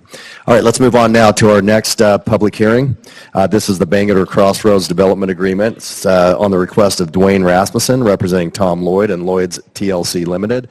A development agreement request for approximately 17.88 acres, and it's located at approximately 13782 South, 300 East, known as application 2025-0304-DA. Todd Draper again is our staff contact, so go ahead, Todd.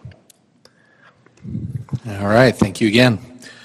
Again, this is the adjacent property, the Bangor Crossroads Development Agreement. Similar vicinity there, a little bit larger on the property. They're kind of between Bangor and 138th, and then this property also extends over to 3rd East and then has a little bit of frontage on 150 East as well. This is the aerial map of the property. And then the land use, you'll see that this currently still is partially in the low to medium residential density and medium residential density. And then a little piece of that office, commercial office and service land use. Again, City Council did pass ordinances that if they do get this development agreement approved at the City Council, would then move this to the regional commercial land use designation. This current zoning map, everything here is zoned RA1 at the moment, but under the same thing with the ordinances passed by the City Council would move to the CR zone. This is the master site plan that is included in the agreement as one of the exhibits. You'll note, and I'll try and point some of this out, a anchor tenant, a junior anchor tenant, and other out parcel buildings. They have included the adjacent development for purposes of just showing where that would potentially connect, and you'll notice that that's similar to the previous layout that you saw. One thing to note, this piece of property right here is owned by UDOT. They're in negotiations to acquire that. This is currently a large detention basin for UDOT and Bangor. They're working through some things to have that drainage moved into the detention pond that would wrap kind of around the northwest kind of corner, if you will, of the property. They've provided a little bit more detail with this development agreement than the last. They do have some proposed concept elevations for the anchor tenant, including getting as detailed as colors and materials. That would be the west face of that anchor tenant, and this would be the south face of that anchor tenant as far as elevations go. There are some things in the development agreement indicating that if the agreement is passed, that these would be the accepted elevations, colors, materials. Just kind of for the record, staff has looked at these and they all comply with current ordinance. There is a fuel station and canopy proposed. These are the elevations for that. And then again, a junior anchor tenant. These are the elevations that were presented. They don't show up so well here on the PowerPoint, but there would still be the vertical and horizontal articulation and the different color variations similar to the other building. And then again, here's just the elevations for the out parcel buildings, pad C, pad D. You'll see the colors, materials. Staff has reviewed these and found that they would comply with the current ordinance as well. This is the landscape plan concept that they would have submitted with this. I'll probably get into a couple little details. This is just kind of more of the overview of what that would look like. There would be some requests for reduction, again, to the overall amount of landscaping on the site, to the width of some of the land use buffers, and perimeter landscaping, and then also to the amount of landscaping within the parking lot, reducing that down to 5. Excuse us there. Reducing that from the typical 7% down to 5%. And then you'll also notice typically our ordinance would have landscaping between rows of head-to-head parking. In this case, this would not. So that's part of the proposed reduction. They've also included a request to approve an outdoor sales and display plan. And with this, the outdoor sales and display are really those areas in blue. Some other areas that they've highlighted there, of course, some EV charging stations. They have a orange color for customer pickup. I'm assuming that is the area kind of towards the southeast of the main building there. Just didn't get colored. And then they also indicate where cart returns and ADA accessible parking stalls would be on this plan. So this is a little bit more blown up or detailed kind of from the landscape plan I gather, and then this is the land use buffer plan. So kind of this is first drawing here. This is starting at that entrance from 3rd East. Along this residentially zoned property, they are asking for a 5-foot landscape with the 5-foot sidewalk, and then they would have they would install an 8-foot concrete precast wall or fence. On the next one here, you can kind of see where that, well, if I can get the mouse to work here. Yeah, so you'll just see where it just kind of comes from that direction from the east with the 300 East connection, where it connects to this detention pond. You'll see that it widens out significantly where that buffer area is there. Again, at its narrowest point, that pond is 43 feet wide, is dimension there. But as you move all the way down to the west side, I think it got as narrow as 27 feet right adjacent to the entrance onto 150 East. So all of that complies with the minimum width for a buffer. They are asking, as you'll notice, for some reductions in the number of trees that would typically be within that buffer. Staff's noted that in the in the report and in some of the things that staff would like to see. You'll see the junior acre tenant there has a loading dock on that side, and that there is no screening proposed. Then if we move to the third drawing there, this is the section that's just south of the anchor tenant, next to the residential properties there. They are proposing for majority of that it would be 22 feet wide. You can see the trees there. And then there would be some additional landscaping. Obviously, it's not detailed at this level. And then as you move to that far eastern property, and staff is not quite sure what the applicant is showing here, if there's a property overlap or a deed issue, but then they are showing that reducing to 11 feet next to that particular residential property. Along that side, they would propose a 6 feet concrete fence, similar to the other fences. That does comply with the ordinance as far as land use buffer. Along the section that's 22 feet, it would be a little bit of a deviation for the section that would be 11 feet. We would typically require an 8-foot fence in that situation. And then in the staff report, I think I mentioned that they did not provide a couple of exhibits. That was a little bit between, they provided different copies of the exhibits, and the one that I saw did not contain them. So we did actually receive, I think it was Exhibit I and M. This is Exhibit M there. I think, was the one with the outdoor cells that I'd previously shown. This was their exhibit for the maintenance plan. They are pointing out that there is a portion of this detention pond intended to be given to the city, and that the city would own that. Brian can probably explain more if you've got questions on that, but you can kind of see just in the differentiation here over the entire pond where kind of those two halves are.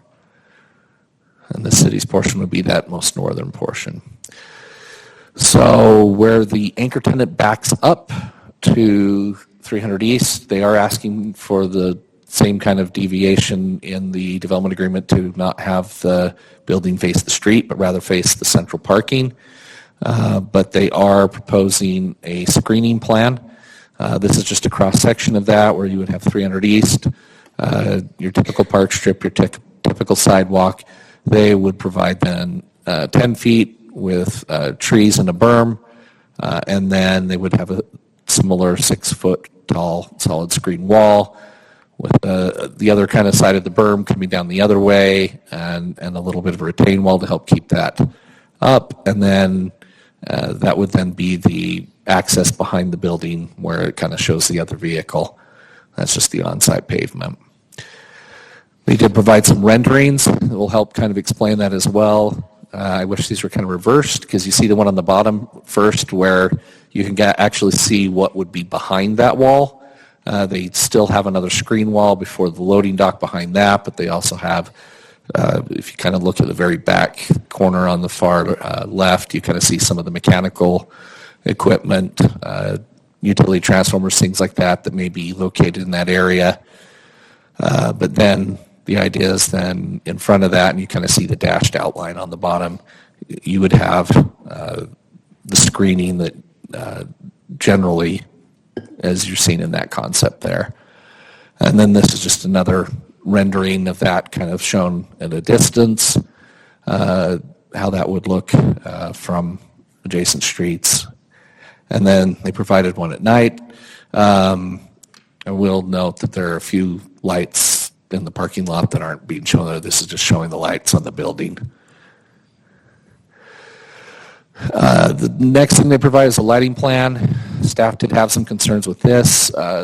It doesn't necessarily follow our typical lighting plans, although it does have some of the photometric data in it. It has the readings spaced out further apart. They're 15 feet apart instead of the 5 feet that we would typically look at, which kind of makes it difficult to analyze where some of these things may or may not exceed our typical norms.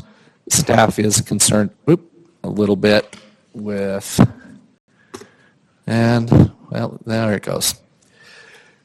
We'll just talk to it.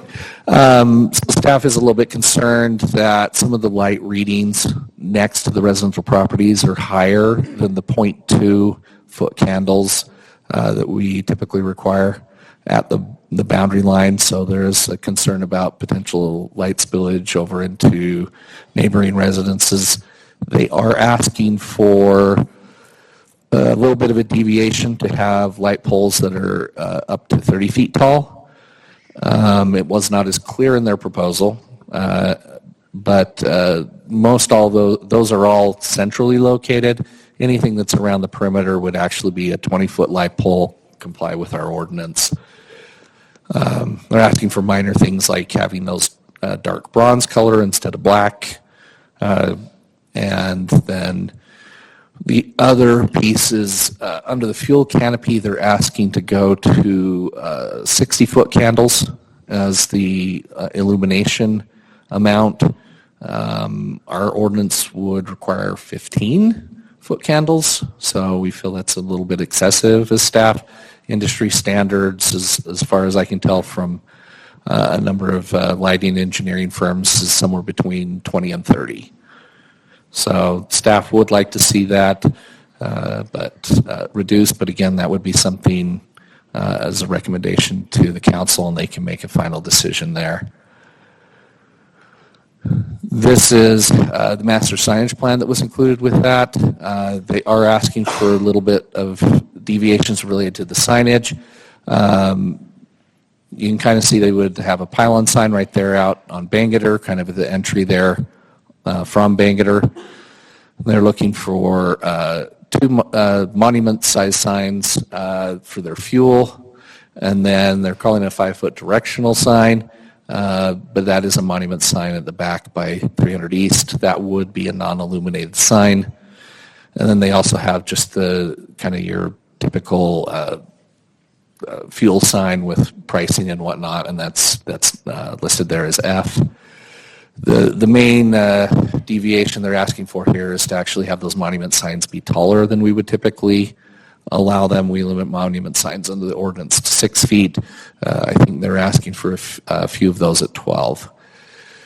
Again, they did provide some elevation drawings, if you will, concepts of how those signs might look. The main tower sign there on the left, and then one of those monument signs being at about 12 feet there on the right. And then another one of those monuments there you see at 12 on the left. And then this would be that, it called it out as a 5-foot sign, but here it shows it at 6 for the sign out on 3rd West, or not 3rd West, 3rd East, excuse me. And then they have one other that would be at 10 feet, so. With this, they also were proposing some restrictions to uses, just like the other one had. Theirs were for car wash, oil change service, and automobile repair. Those two are actually basically the same use under our ordinance. I did kind of talk a little bit about the fencing with the buffer plan. Predominantly, they're going to have the 6-foot throughout the site, but they will have that 8-foot tall precast concrete fence along the eastern property line of that detention basin and along the property line north of the anchor tenant. We did receive some of the resident comments, and I know that those have been provided to you as well. In advance of the meeting, it does appear that they've indicated that the fence that exists is already 8 feet, but there are some sections that are not. So staff would recommend that in those locations that they do install the 8-foot fencing where it doesn't currently exist.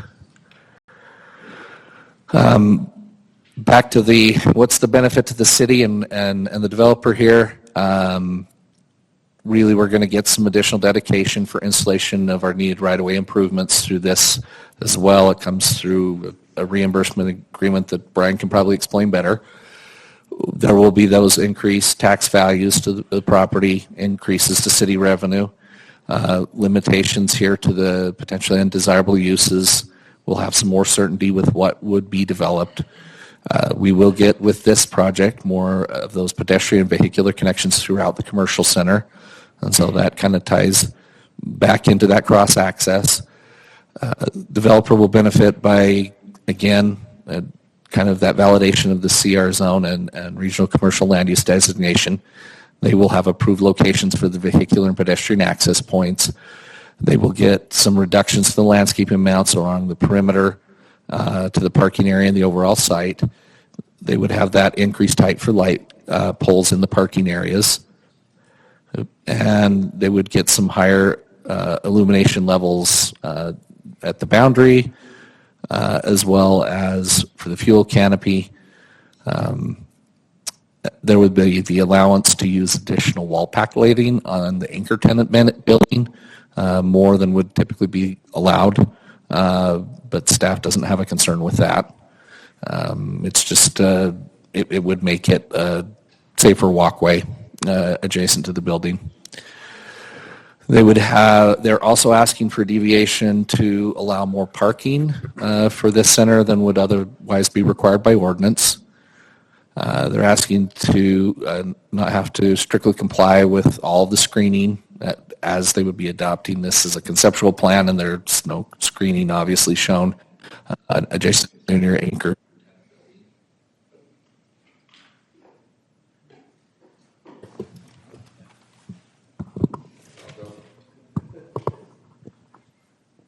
Still Jen's. Okay. Sorry there. Apparently our batteries are dying. And then just again, that last one, they're going to deviate from having that building entrance face the street, and they would be asking for a deviation from strict compliance with the number of trees otherwise required in a buffer area. And then they would have that, like I mentioned, the taller monument signage. Staff did have some concerns with the development agreement as written. Similar to the last one, these are things that we would like to see addressed in a new draft that would be presented to the City Council. Our concerns, obviously, we need the reciprocal cross-access to match what we have in City Code and follow that. We are concerned about the excessive illumination at the residential boundaries as well as under the fuel canopy. There's some additional clarifications we need on the use of turf grass. As written, it could run afoul of state codes and requirements. Not that that's a big issue, just something that we do need to have to address. There's a lot of inconsistent terminology currently in the agreement that we just need updated. It's more of kind of making sure that we're calling the out parcel buildings or the out parcel pads or whatever they have, just call them the same thing throughout. There are a few other terms that we do need to have updated. In that, we do need the exhibit drawings to be consistent with one another. You'll notice that there's kind of different layouts for the property shown on each one or on multiple exhibits, so we need those just to be uniform. We noted that in this draft there is not a height limit like in the other one. That may be something that is a concern or not. There's not an alternative plan in this if they are not able to acquire the UDOT property. And then they've also added some language in there about how applications will be processed and subdivisions and future things that might run contrary to the state regulations. So we're still looking at that a little bit. There may be something that can be included, but for the most part, we would probably recommend that we just stick to the ordinances we have that follow the state law for how we process applications. And then there's a lot of instances where they're asking the city to make findings absent the studies, reports, or evidence we would typically require. We think that some of those should probably come out. They're not really needed. And some of those might be factually inaccurate, so we would want those in, obviously. The site photos here that I've got, this is looking into the site. You can kind of see the existing detention pond, well, I shouldn't say existing, proposed that is already existing there along the north boundary. And then this is just looking south from 150 East, approximately the location where that entry would come in, kind of towards Bangor there. And and the Harmons and the other development across the street. And then this is just over on 3rd East, one view here looking towards the south, and then another view looking towards the north. So staff is also recommending the Planning Commission in your motion make recommendations to the City Council that would include the staff recommendations in the report, that they be corrected, updated as necessary, so that that final version of the development agreement presented to the council review has those items in it. Again, I have a similar motion. Again, it's not directing you to go one way or the other, positive or negative. And then I do have some renderings if you're interested in them that they did put in here. We don't actually usually approve renderings as part of things, but they would be in the development agreement, so I probably want to at least let you know what they are. I think they are also in your staff report, but this would be more for the benefit of the public. This would be the front of the anchor tenant. This is kind of a night view of the same. And then kind of a view looking from the southwest corner towards the northeast corner of that building. And then the one on the bottom just kind of showing what that would look like at night. I do want to point out, you'll see those wall pack lights along that south side there. They are providing some additional ornamentation to create those shadow patterns. So it's a little bit more decorative than just a simple wall pack light, but usually we would only allow wall packs over an entrance in the code, but this is how they would intend to use them. They did not provide the other two elevations. We'd like to see those as well in the agreement. They've provided some earlier renderings, but not with the submittal here. And with that, are there any other questions you might have for me? I have a question, Todd. In all of the concerns that you've listed on page 16, I appreciate you writing that list. However, the list, it does say we need to address this, but it doesn't say the lighting should only be this much, or the height of the building should only be this much. I mean, it's hard to, for me to even say, yes, let's move this forward when I don't know that they're going to be limited to 30 feet, or they're going to be limited to this type of lighting on the back that faces 300 East, you know. Those are concerns, big concerns for me for the neighborhood, you know, for the impact on the neighborhood. So my recommendation would be these were left open-ended for a little bit of a reason here. The Planning Commission makes recommendations to the City Council. If there is a amount or a limit or a figure you would like to recommend, I would suggest including that in any motion. And Mike has something to say too. No? Must have covered it. Okay. It's a long list. Great. Yeah, and that's, again, just like before, we'll go make some recommendations. So I do have a couple quick questions. On the lighting, this 60-foot candle, there's other gas stations in Draper. What does, but the most similar to this would be Harmon's. What does Harmon's have now? Harmon's has a gas station as well. What is their foot candle? We don't know at this point. We'd have to look it up. So what we'll do between now and the city council meeting is pull some of those older staff reports for the different gas say that it needs to be equal to, and see what we've approved in the past. Because right now we can tell you what our code allows. Right now, what the code allowed at the time other gas stations in the city were approved, I don't know. So just to clarify for myself and then everyone sitting here, the plan that you're looking at right there, that is the development agreement plan. That fuel station cannot be moved over towards the residences on 3rd or to the north or to the south, correct? That can't be moved. Yes. I mean, within some feet, but that's proposed. It's proposed to be right there up against Bangerter. Yeah, so this is the concept plan. So there would be allowed to be small minor changes that are going through full civil drawings and full design for the project. But if they have any major changes or anything like that, that would require an amendment to the development agreement and coming back to Planning Commission and City Council. Correct. So that just can't all of a sudden be just moved on the slide. Okay. I'm asking that specifically on this fuel station because that sounds like it's you said it was excessive. You're concerned with it. We don't know what would be adequate. You're saying 15, but you're then telling me that a standard, checking in with standard, I don't know who you're using for as the expert there, is 20 to 30. So as we put a motion forward, that's got to be a very hard, you need to get the number. So that is frustrating because we're like, well, what do we even recommend? So again, it was like with the lumens and the sign, I love the electric signs, and the lumens, and you have to have a lumen meter to check and make sure everybody's signs aren't causing seizures, that they're not too bright.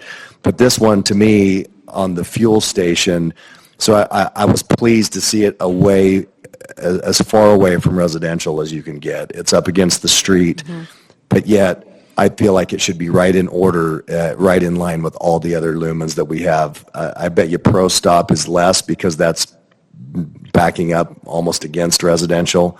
But this being, the only neighbors this would be blinding, driving by there all the time would be the backs of the restaurants that are open there across Bangerter, and then obviously lighting up, spilling into the parking lot. So that's one that would need a firm number, so you need to be prepared with that. Yeah, and one thing Planning Commission may want to consider with any motion on that lighting is staff do some research on what existing approvals for existing gas stations have been, and council look at what may be appropriate based on what city already has. And council would never approve a development agreement without a fixed number on that. That's the way that recommendation would have to come from us, saying that needs to be a researched fixed number, and it needs to be lower than the 60-foot candles. Second one I have is on the monuments. Susan, do you want to talk about that real quick? I know you've got a. Oh. Did you notice the monuments? You had Yes, I something to did. The notice about monument that. signs? Yeah, why didn't you bring that? My mind or what? No. Wow. I had Wow. So do you want to talk about that real quick, and then I'll bring that up as well, because I have a couple quick questions on what else has been approved in the city in some other locations, but go ahead. Yeah, like you were saying, I do have some concerns over their proposed signage. Specifically, their tenant signs, their monument signs, their directional signs, and even the tower signs are almost double what standard is and what the code requires or limits. So that, to me, we ought to be more consistent with what the code is and what that general area is. You drive up along Bangerter, for instance, the Bangerter crossing just across the street, all their monument signs are 6 feet. Their tower sign is, I don't know how high, but it's definitely less than 20 feet. And then their spacing of them is much larger. So I have concerns with what they're proposing with 10 and 12 feet monument directional signs, where I feel they should be 6 feet, which is more consistent with code and what's in the general area. Yeah. And then the tower sign, I think, should be maybe 20 feet, it's 25 feet. A 20-foot sign is huge if you've ever stood up to one of those. So you're saying, yeah, and I know, because I know you do this, you'll drive the property. So on the Harmon signage, this signage is taller than what's across the street. Considerably. The one across, I don't know how high it is, but it is, I'm going to guess, probably 16, maybe 18 feet, but nowhere near 25. And all the monuments are 6 feet. And I won't put you on the spot, but that's one that I would also recommend, like are we calling it Day Dairy? Is that where the, like Cup Bop is and Mint? Yeah. It's over off of, the Thai place, yeah. So there's a monument there that's real similar to these as you drive right in, as you come in off 123rd. There's a monument right there. It's the main monument as you come in there as well. And I would love to see that the signage here matches, the blend, the code, basically code as Susan brought up. So signage just to, but again, I want to be mindful too, and that's why I'm glad that Susan brought that up, that she gave the signage heights in Harmon's, because that was also a development agreement, correct? that entire development? I'm not sure on Harmon's. It is It doesn't in the matter. It won't, CR it zone, won't but there matter. could be a development It's agreement just that with sometimes if we that. do have a sign, again, just like I brought up with my neighborhood where I live, I'm scratching my head going, wait, that's, the code doesn't allow that. And code we may have signage higher than allowed, Maverick, right? Yeah. Based on something where we have had it's come in here, we've either allowed it or it's a development agreement or it's been allowed. And I'm just looking up Day Dairy's commercial special district zoning. So their monument signs are allowed to be 7 feet tall, And what's code? 6 feet. Okay, so within reason Yeah. that but what we're seeing here is double. So again, Right. that would be also something that would go for in a motion. Yes. Yeah, and I'm only bringing these two up or the signage up because that was not in the staff report as one of the items, was it? I didn't see it. I It know was that. more of an Correct. inconsistency Yes, throughout. with the inconsistency, but I think that needs to be spelled Yeah. I out. mean, it wasn't a concern of staff's? Is that what you're saying? They did not list, so just be sure that we note signage to match because that was not in the staff report list of And they concerns. also didn't call out, I guess I must be the dumpster trash person for the night. Sure. They didn't show any dumpster locations on the property. But I'm not having heartburn over that because I know they have an excess in parking stalls. So, you're going to lose some parking stalls to gain a dumpster here or there. I don't have any heartburn over that. I just was surprised that it wasn't on there. So, And that's why this is here now. So it's not that it needs to be it doesn't have to have a bow on it Right. like it does when it goes to the city council. So what we're looking at right here is making recommendations, and I'm just pointing those out while they're fresh as the presentation came through. Let's make sure that we be sure to hit the lighting, the monument, the signage, Signs. consistency too, because I know in the report some of those are they're much showing ta- this yeah. but stating something Yes, else. and they're not all shown on all the signs themselves are not depicted on the site plan itself, which, Yep. Yeah, so we get it. And then the fencing, 8 foot all around, is that not the case? We saw what they proposed on the back of the anchor tenant, which is the one that backs Third East. So fencing would be 6 feet along the far northern property line and on the southern property line adjacent to the residential in that northeast, or not north, southeast corner.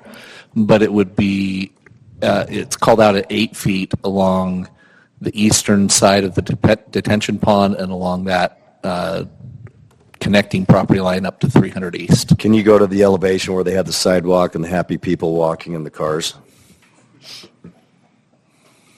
They did look really happy. Look at that.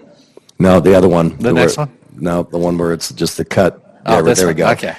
So here's something interesting to point out. It looks like this site is actually lower, right, than street grade. So I'm bringing this up now because when you have a 6-foot wall and it's on a berm and the property is sunk down, do we need to lose our marbles over 6 versus 8 with that drop? It looks like there's almost what is that, a car length, a car height? What's the height of where the height varies right there where it says? I know it varies throughout the property, but I also want to point out that as we give a recommendation I think it should be 8 foot, the equivalent of 8 foot around the entire perimeter, period. for landscaping. For the fencing. For the fencing. yes, to be consistent, yeah. Just period. So I'm only bringing these up right now before all of this, just because I don't want to miss it, don't want to forget it. So these are the 3: lighting, signs, and fencing that I just wanted to bring up real quickly as recommendations, because some were addressed and some were not. But I want to point this elevation out here that you see what I mean by 6 foot might suffice. If you notice this elevation, while I've got this pulled up here, if you look at, let's say, Smith's right now, what is that, Draper Crossing? Is that what they call that? Draper Peaks is across to the north, and Draper Crossing is the one where Smith's is now. If you look behind there, as I've driven by there, kind of taking note of this, there is no berm. Yeah. It is dropped a little bit. There's a little bit of an elevation drop, but there is no wall. There's no fence at all. Yeah. There's a screen for delivery trucks, but there's no decorative or right here, what you see right there. So I think Smith's was there before the homes, though. I actually do. I think So. the pioneers used that Smith's. Yeah, It's been around. I believe Yeah, you're right. That's what I've been told. So anyway, all right, well, let's go ahead. Those are three items that I want to make sure that we don't forget. How about the perimeter buffer? a long bangeter, just a long bangeter to be consistent with the other property, be 10 feet instead of 5. The buffer. The buffer Yeah. along. Again, I think in trade-off, if they can still do the extra parking, which is a big plus, I Yeah, think, for right? I sure. mean, that's always nice. And I don't think they're asking for any deviations for landscaping Correct. with a long bangeter. Perfect. Yeah. So that's as it stands. So at least we can agree on those three, make sure not to forget those, and then whatever else comes up. Because that's what we're here for tonight. Again, the zoning's been passed. We're just here to make this property, look out for the pitfalls and try to mitigate those. All right, let's go ahead. Where were we at? Have we invited the applicant up? Any other questions for staff? I have Okay. some questions. Oh, sorry. Go ahead, Mary. So the detention pond moving to the back of the junior anchor building, we've had a storm that has filled up detention ponds and flooded people's homes, and I'm wondering what the risk is there, moving it right next to homes. I think the idea, I think it's the right idea, creating a buffer, but just trying to figure out how wise of a choice that is. So the city has a portion of the basin that we've oversized kind of as a regional basin. So there is some extra capacity designed into that basin. The portion behind the junior anchor tenant, that's a slightly different color. That's what the development would need for basin, and that would meet city codes on drainage. They're not asking for any kind of deviation there.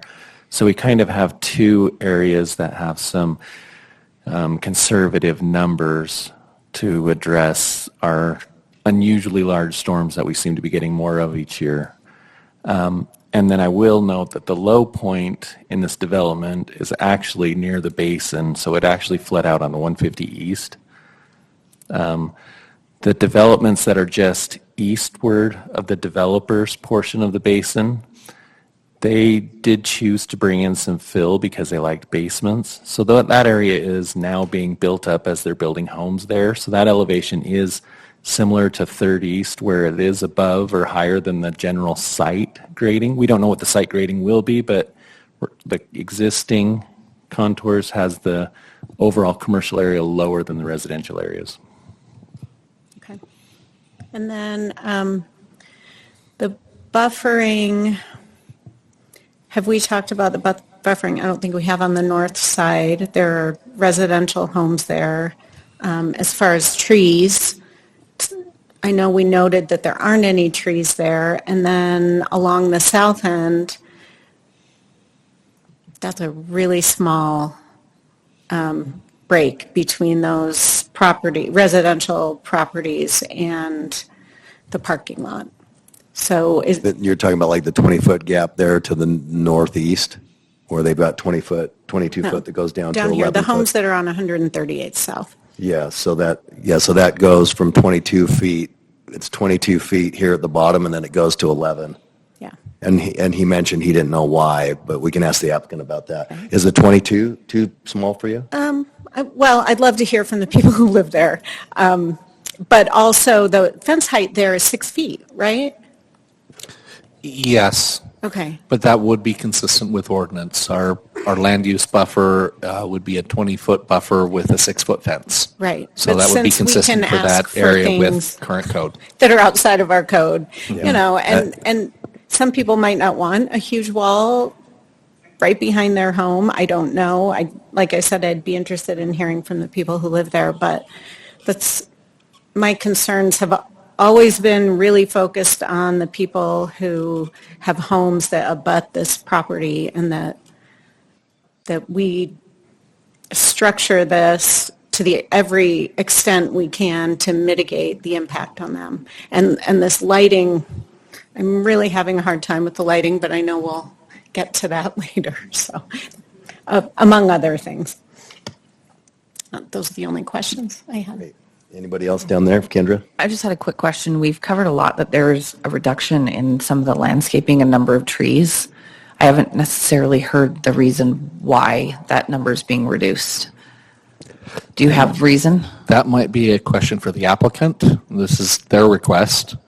And they might be able to indicate why.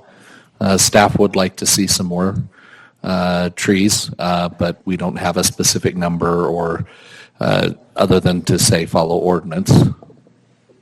And is that in the recommendations that are here in the report for additional trees? Yeah, for additional trees. Okay. Yeah. So to follow up with that, Kendra, are the amount of trees less than the ordinance would require?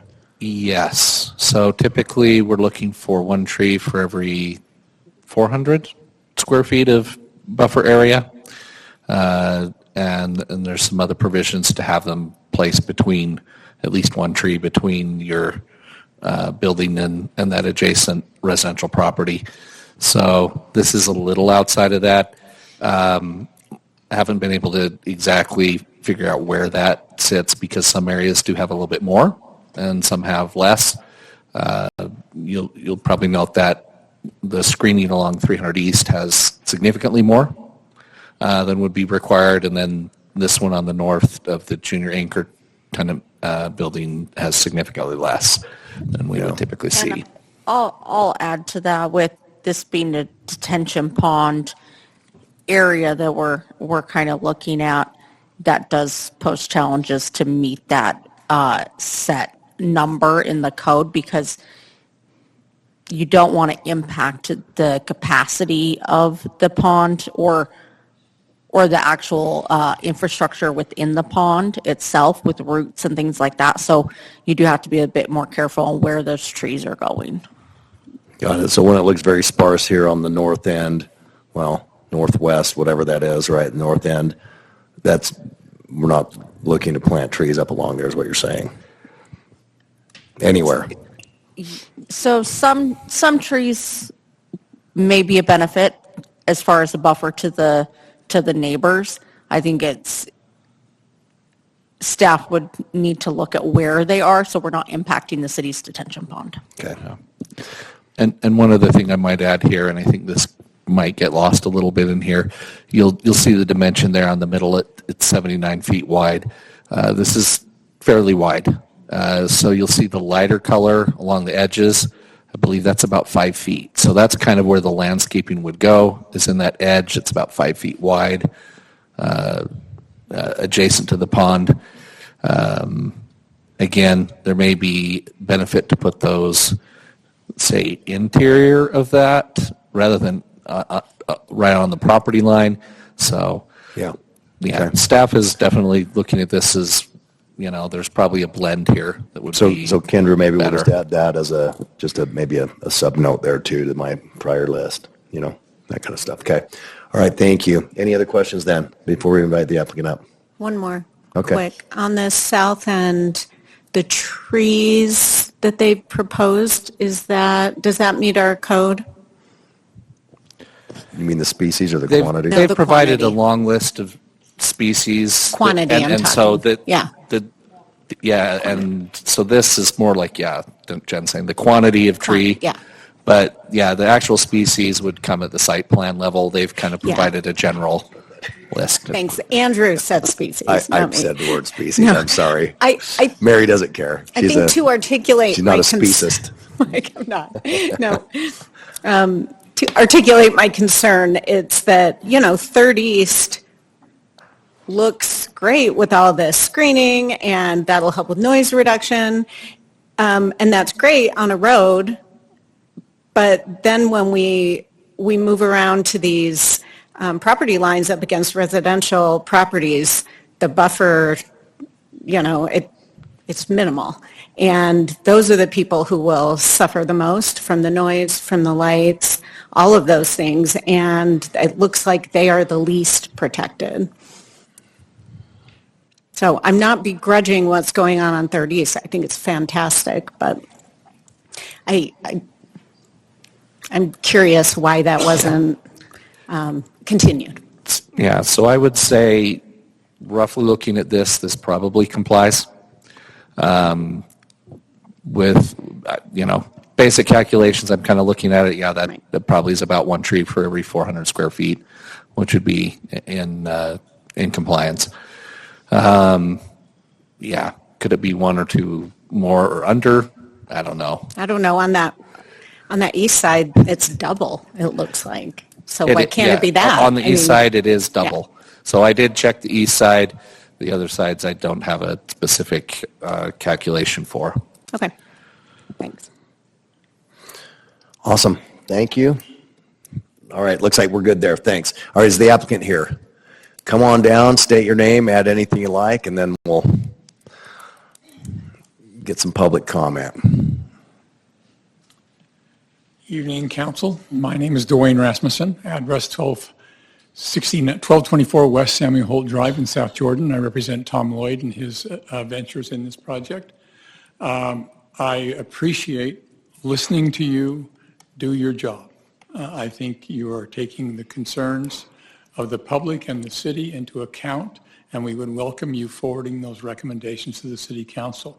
This has been a very laborious job in getting this development agreement back to you in the timeframes that were set by the City Council, and that's what we're attempting to get to. And we hope that you can find it in your purview to pass a recommendation on with these considerations as part of that motion. I think Todd and you have thoroughly explained what your concerns are. Nothing that you have said to me nor that Todd has said cause us any real heartburn. I think we can get there with those recommendations between now and the City Council. The lighting clearly needs to be worked on. We had that conversation with Planning Department today. We're sending it back to the photometric people in the southeast who do that, and having that redone so that those will meet city standards, particularly around the neighbors. Those will all be reduced and shaded so that we don't cast any light on them. The fuel center will work with Jen and the staff to get there on that as well. You are right. There is an 8-foot fence along the eastern property line behind the junior anchor from the corner there all the way to the parking lot coming off of 3rd East. And from the corner down to 150 East, that's currently slotted as a 6-foot fence. I think there's a little bit of a grade difference there. And we've had a couple of neighbors along that eastern property line say it's 8 feet for a portion and then it drops to 6. And so we're willing to make that 8 feet all the way across there. I think we've thoroughly explored the buffer off of 3rd East. If you have any questions on that, I'm happy to answer it. This site plan is intended to be part of the development agreement, the one that you referred to earlier. So those buildings will not be moved other than, to make slight adjustments in building elevations or whatever. So I don't know that I can add a lot to it. I don't think I can belabor it. I will say a word about the traffic. I've communicated pretty clearly with Matt Smith and his neighbors. He has made comments on the traffic study. We had our traffic engineer go back and kind of reconcile all of that today and pass it on to Brian. I think Brian is comfortable with where that traffic study stands today, given the new improvements that are going to happen as a result of this impending contract to redo the infrastructure around the site. I'm happy to answer any questions you might have at this point, and maybe could come back up after my friends in the neighborhood have made comments and see if I can help. Yeah, we'll always invite you back up, but any questions right now? Yeah. The questions I posed just before you came up about the landscape screening on the south side and the north side, and I understand there are some possible complications with the detention pond on the north side, but I don't think that can totally negate any obligation that the developer has to screen from those residential homes. So what can you tell me about that? On the north side? Both. I'll start with the north specifically. side. I think Jen has addressed it partially, and that is they want to keep roots and things out of that pond, and we will try to find places that we can plant trees in there that do work with the neighbors and with the eventual operation of that detention pond. It is operating today. It was moved from the corner out there at 150 East to there. And you see we've done that on the east side. The south side is a little bit more problematic because we're so limited in room there, but we will work with the staff to see if we can widen that a little bit in there. And you see that we've got planting up there that Todd says complies in terms of the number of trees per square foot. And we will do what we can, given the constraints of the site. I mean, I look at this and lighting wise, and I'm not commenting on the brightness of the lighting necessarily, more the intrusion in the screening or lack of screening. I have a church that's probably 2 blocks away from me as the crow flies from the back of my house, and it's empty land in between my house and that church. And that is not bright lighting. But in the dark of night, my bedroom is not dark. And so I have a lot of feelings about the amount of light that everyone right adjacent especially, but even some distance away are going to have to deal with. And the screening of the trees can be helpful. The height of the poles is another issue.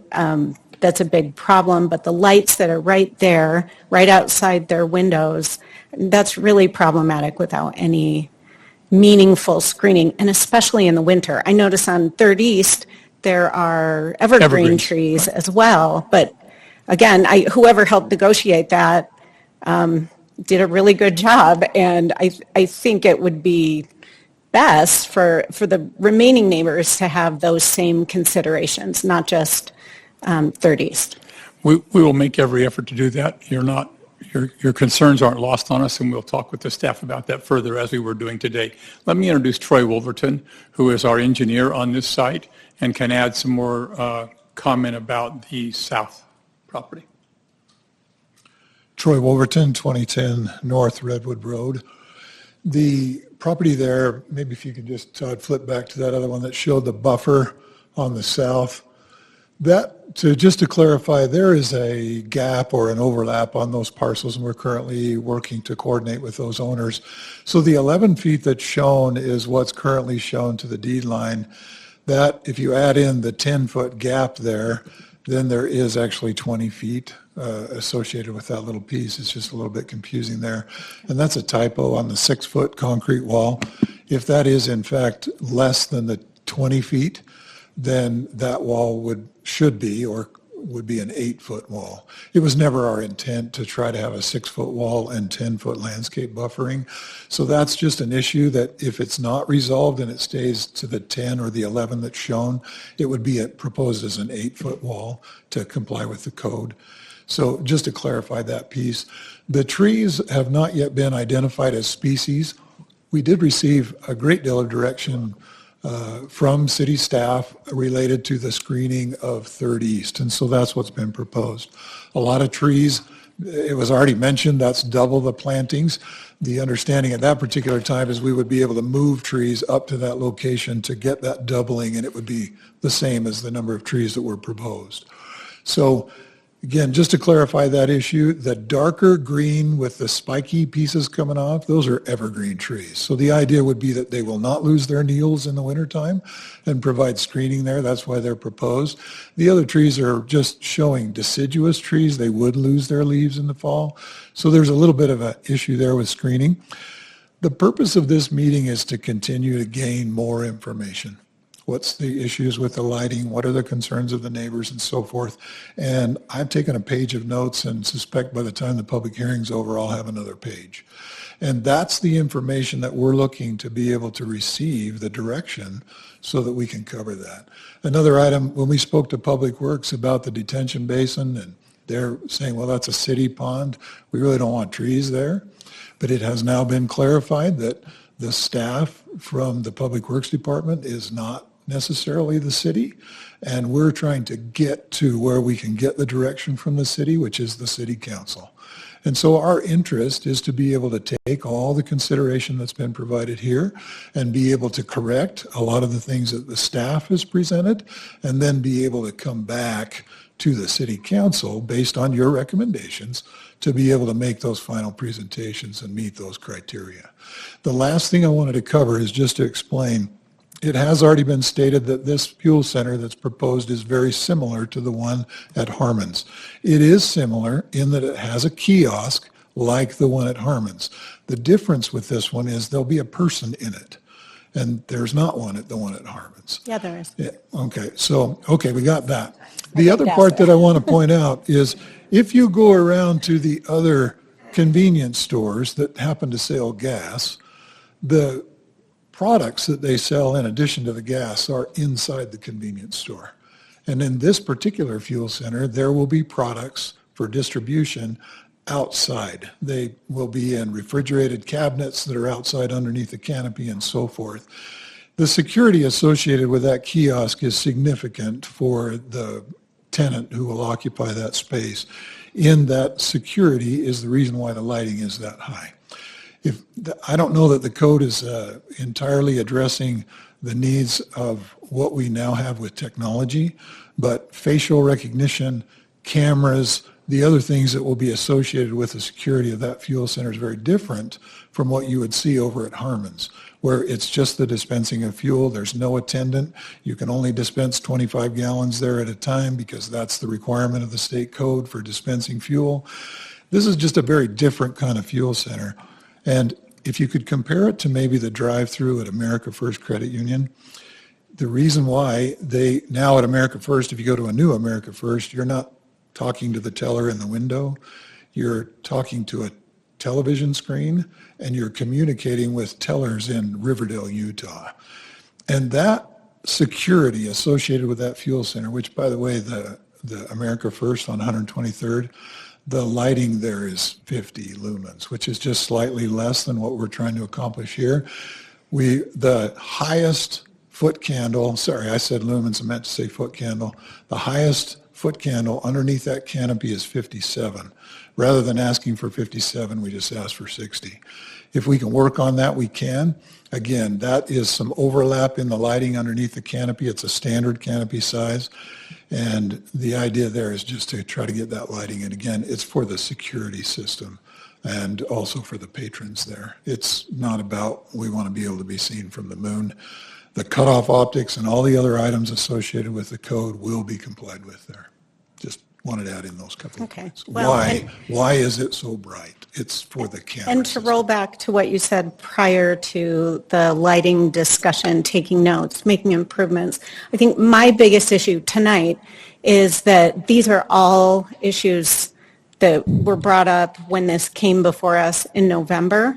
We talked extensively about the need for a development agreement because of these residential properties, at least the things that I feel like I'm concerned about mostly. But then we've got signs, double city code. We've got push the limits everywhere they can be pushed. And that's just frustrating. And, now we're talking about, we'll send a recommendation to city council. And the way the conversation is going, it sounds like a positive one, but with a list of 50 changes, which is something I'm not willing to do. I want to look at something and have it be at least mostly ready, not bring me, your most egregious design and then make us pare it down for you. I'm just not on board with that. So reading this got me a little exercised at first because I felt like it was just to the limit almost everywhere. I'll give you Third East. I will give you that. I think that looks great. But other than that, I'm not super impressed. And so anyway. We appreciate the input. Thank you. Do you guys have any issue or ideas of building elevations? You mean height? Height. Height, 35 feet would be the limit. And we think we'll be substantially under that. And that's not in the development agreement. The elevations do show that too. Okay. But that wasn't included. Pardon me? That wasn't included in the development agreement, correct? It was included in the elevations that we gave to the staff. Yes, ma'am. Right. Well, in the elevations, but it wasn't included in the text as a maximum height. It was actually specifically noted that there was a maximum height previously, and it was removed. So, it's just another one of those things where... You're having a good night, I can see. I appreciate that. I'm having a great night. I got my candy up here. No, I think your concerns are legitimate, but we want you to know that we're willing to get those things done in conjunction with the staff. We've been meeting with the staff on and off for 4 weeks now to get to this point. And there are so many fine points in this development agreement that, yes, by the time we got here tonight, we may have missed a few, but we think by the time we get to the city council with your recommendations, we can get there. Okay. Anybody else up here? Okay, great. All right, we'll excuse you guys. Thank We'll you. bring you back up as always, okay? Thank you. All right, now we'll go ahead and get to our public hearing portion. Thanks for sticking with us here late, everyone. As before, 3 minutes. We ask that you don't go over. And then as before, give us what you've got as far as recommendations and any pitfalls that we may not have noticed. And then just like before, you guys did a great job on staying on point on that. So let's go ahead and please remember to state your name. Ready? Sheriff, may I ask one Yeah. more thing? Can we ask the commenters to not repeat each other? Sure, we can ask. I'm not We'll be repeating here anybody. forever. We can ask. No, but we appreciate you guys. Honestly, we appreciate you guys staying late. I'm a So we're here 4-month-old, late that's why I too. We're all in rushed it up here. together. We live here too. So, all right, go ahead. We'll go ahead and open this up. State your name, please. Chris Mace, 13584 Meadow Heights Lane. So if you go to that elevation where you can see the north side, my property backs up right to that orange detention pond section. I can use the mouse. There we go. All right, so I'm right here. So right now that's a 6-foot wall. I would like that to be higher. But one of the things that, what's upsetting about this, and I follow Mary here, is we were essentially told, hey, this is what's best for the city. The residents, sorry, I get it. Okay, so let's do some accommodations for the residents. And it felt like I saw 17 recommendations that you guys came up with, and then everything was getting doubled. I felt like they were supposed to be more compromised. And you talked about give and take. It felt like, okay, let's give, and they just took. And I didn't see a lot of that back and forth. So I'm hoping that could be an 8-foot wall that stays around that whole thing. And I'm hoping for some trees right here that just keep going around here. I don't think the detention pond route thing, I've looked into that. As long as there's no pipes around here and I live and I look at this all day, every day, it's just dirt. So if we can just continue the trees, which they were proposed right here. So there's definitely not a problem here. So I don't think there would be a problem here. That's all I'm going to say. Great, thank you. Come on down.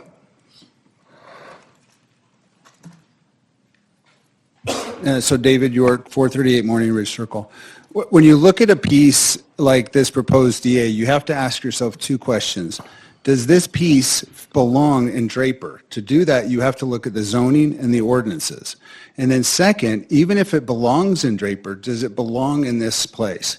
The answer to both of those questions is no. And I want to look at 3 reasons why. First, the property is still zoned RA1. Yes, the city council passed an ordinance last year, but those ordinances are subject to a DA that, quote, adequately addresses traffic mitigation, roadway improvements, infrastructure funding, and other public benefits. This DA does not do that. Instead of addressing those concerns, it overrides them. It exempts itself from city standards, it defers critical issues, and it leaves traffic access and circulation completely undefined. This is a rush job to meet an artificial deadline. Second, it grossly violates the city lighting ordinances. Draper City requires 0.2-foot candle maximums. This proposes 1.9 candles, 9.5 times the limit. Draper City Code requires 0.2-foot candles along property lines. This violates it and asks for a waiver.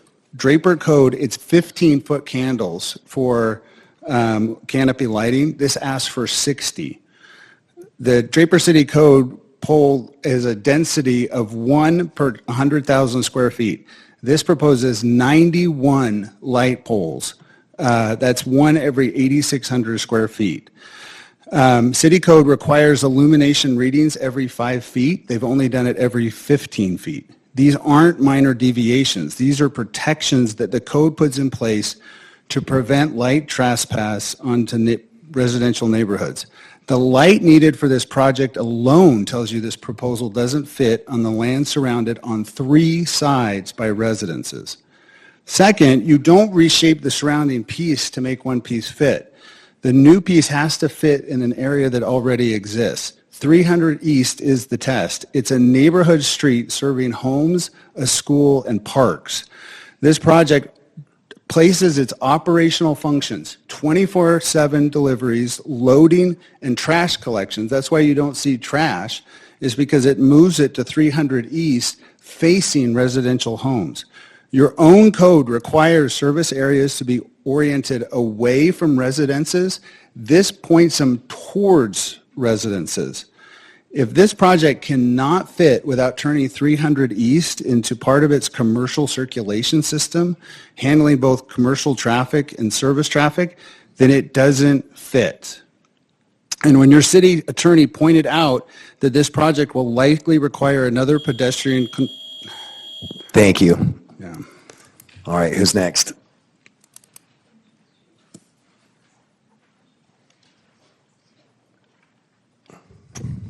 Hi. Rosemary Thomas, 13703 Brown Farm Lane. I'd like to reiterate what he said, that the compatibility of this project makes no sense when you're depending on 3rd East to function as a commercial corridor. The reality is, with no left turn access onto Bangerter, and that hasn't even been discussed yet, this project shifts even more burden onto 3rd East. The traffic is not going to disappear, it's just going to get redirected. That means more cars, delivery vehicles, and more pressure on a street that was never designed to handle this kind of volume or intensity. I'd like to ask the city to clearly show how residents are expected to exit our neighborhood from Brown Farm Lane to travel south. We were told there'd be a pork chop, right in, right out. I don't see that on any of this tonight. We're being asked to absorb impacts that do not align with existing infrastructure.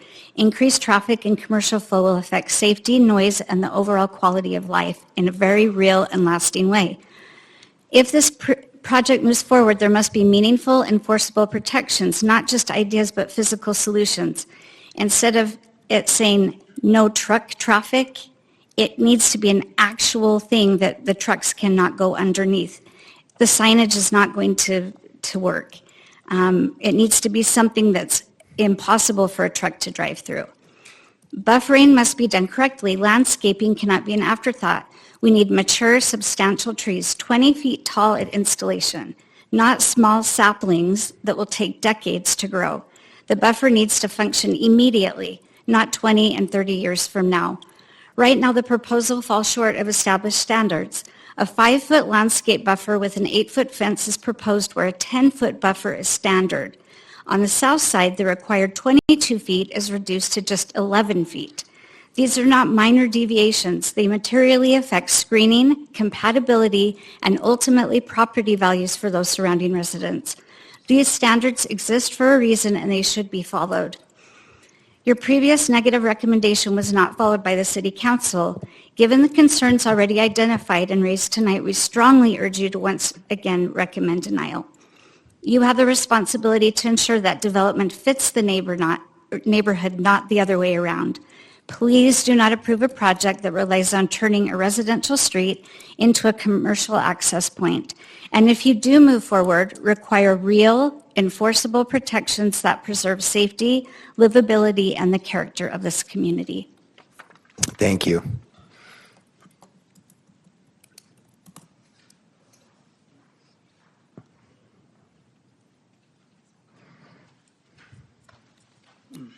Hi, my name's Robbie Stagg. I live at 13598 Sheer Lane, the corner house right there. So it's all been discussed already. Better, what's going on here, cover this up better, and especially for like an 8-foot wall that runs the whole length of here and then all here, because just right here actually has the 8-foot wall right now. And then an 8-foot for these homes right here. So I know it's all been reiterated. Sorry, you didn't want us to repeat, but. And then the other thing is, in the planning or in the DA agreement, there was talk about a Hawkeye system, and I know that it was mentioned that it's community driven, which I feel is totally appropriate, because if we are making 300 an access point, it's going to severely ramp up what's going on there, and you're going to have kids needing to cross either this section here or the preferable, because it does fit with the schools and churches down on Stokes Avenue. So that's the reason why I have been pushing for that, is because doing this will increase the amount of traffic here and the safety of the children who live here and eventually here. So, and then my last point, since everything else has been pretty much hit, is this entrance here. I know it's a temporary access of 120 feet here, and it said 350 feet to, I guess, a collector, but does that actually work when you're coming off of the collector of the Bangerter Parkway / highway. Is there a way to move this over a little bit, this entrance here, so that right-hand turning cars don't shine into said homes at all times? Because there's obviously not going to be wall here for visual purposes. And then I mentioned in my letter that I live less than 1,000 feet away from this entrance. It will take me a mile to get back to my house with all these right-in, right-out onlys. So that's all I have. Thank you.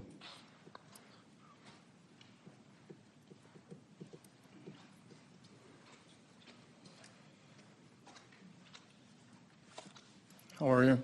My name is Fernando Lueja. I'm the owner of 13720 South, 300 East. Can we go to Exhibit L, Todd, please? A couple things already mentioned, but it seems that the project is being fitted to a set size of the building for the primary tenant. And I think in this case in particular should be a little bit different, that we, first we put all the conditions for the envelope and then we fit whatever building, is feasible.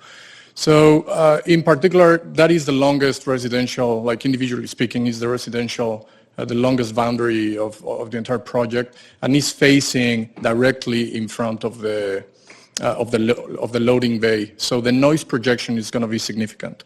One of the requests that I did to the applicant and that I would like to expose here is the elimination of all that row of parking lots and the increase of the width and density of trees, doubling down on evergreens, mature trees that help us to project or to protect the entire lot and the entire residences behind my lot. And if you compare that part of the boundaries with any of the others, is significantly narrower. So the response that I got from my request is that given the size of the building and the tenant, those parking lots are required. But I think it should be opposite to that. So that will be my request. And then if we can go to Exhibit K, please. So on the retaining wall, expanding the width of the green belt or the buffer, I think that is critical, and obviously the retention wall needs to be, as far as possible from the bordering wall in order to avoid like the projection from the top of a home to the venue. So, thanks. Thank you.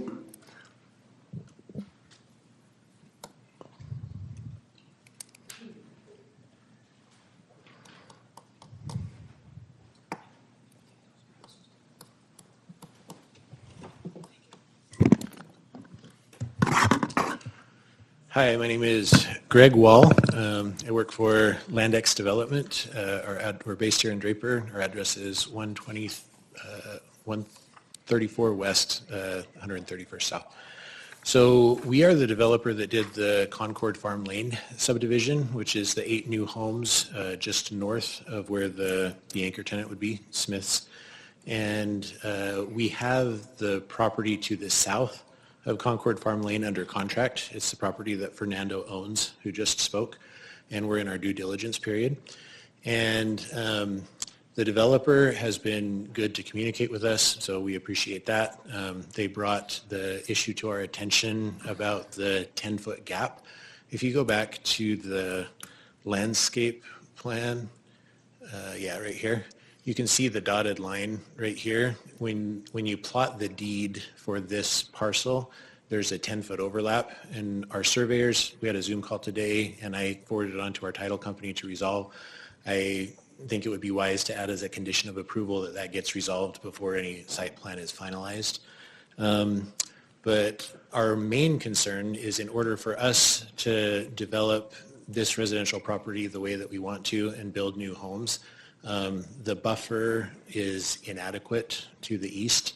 I'm going to read from Chapter 23, Landscape and Screening, Section 9-23-110 on land use buffers. It says a landscape buffer of 20 feet shall be provided between all commercial and office uses when located adjacent to a residential zone. So 20 feet is the standard. Trees within the buffer area shall be planted 1 tree per 400 square feet of buffer area. The rest of the buffer area shall consist of ground covers, shrubs, and planting beds, wherein a maximum of 75% of the buffer may be planted with ground covers. So because the area to the south of this property is a detention basin, the developers said that they are not allowed to plant the coverage, and that's concerning to us. We would like to see the same density and types of trees that's on the south side of the basin on the north side of the basin that is adjacent to Concord Farm Lane and the property we have under contract. The other points I wanted to make, it says the fence shall be 8 feet if there is any reduction to the buffer width. The zoning administrator can do that, but the minimum is 10 feet. And if you look at where the sidewalk is, it's drawn adjacent to the parking stalls, and they need to flip the sidewalk west so that the overhang of the cars will let a stroller go by, which means that there can't be any landscape at all, because when a hot car engine is above the plants, it would kill it. So we're happy to work with them and come up with a different design, but the landscape buffer does not work in that sense. Thank you.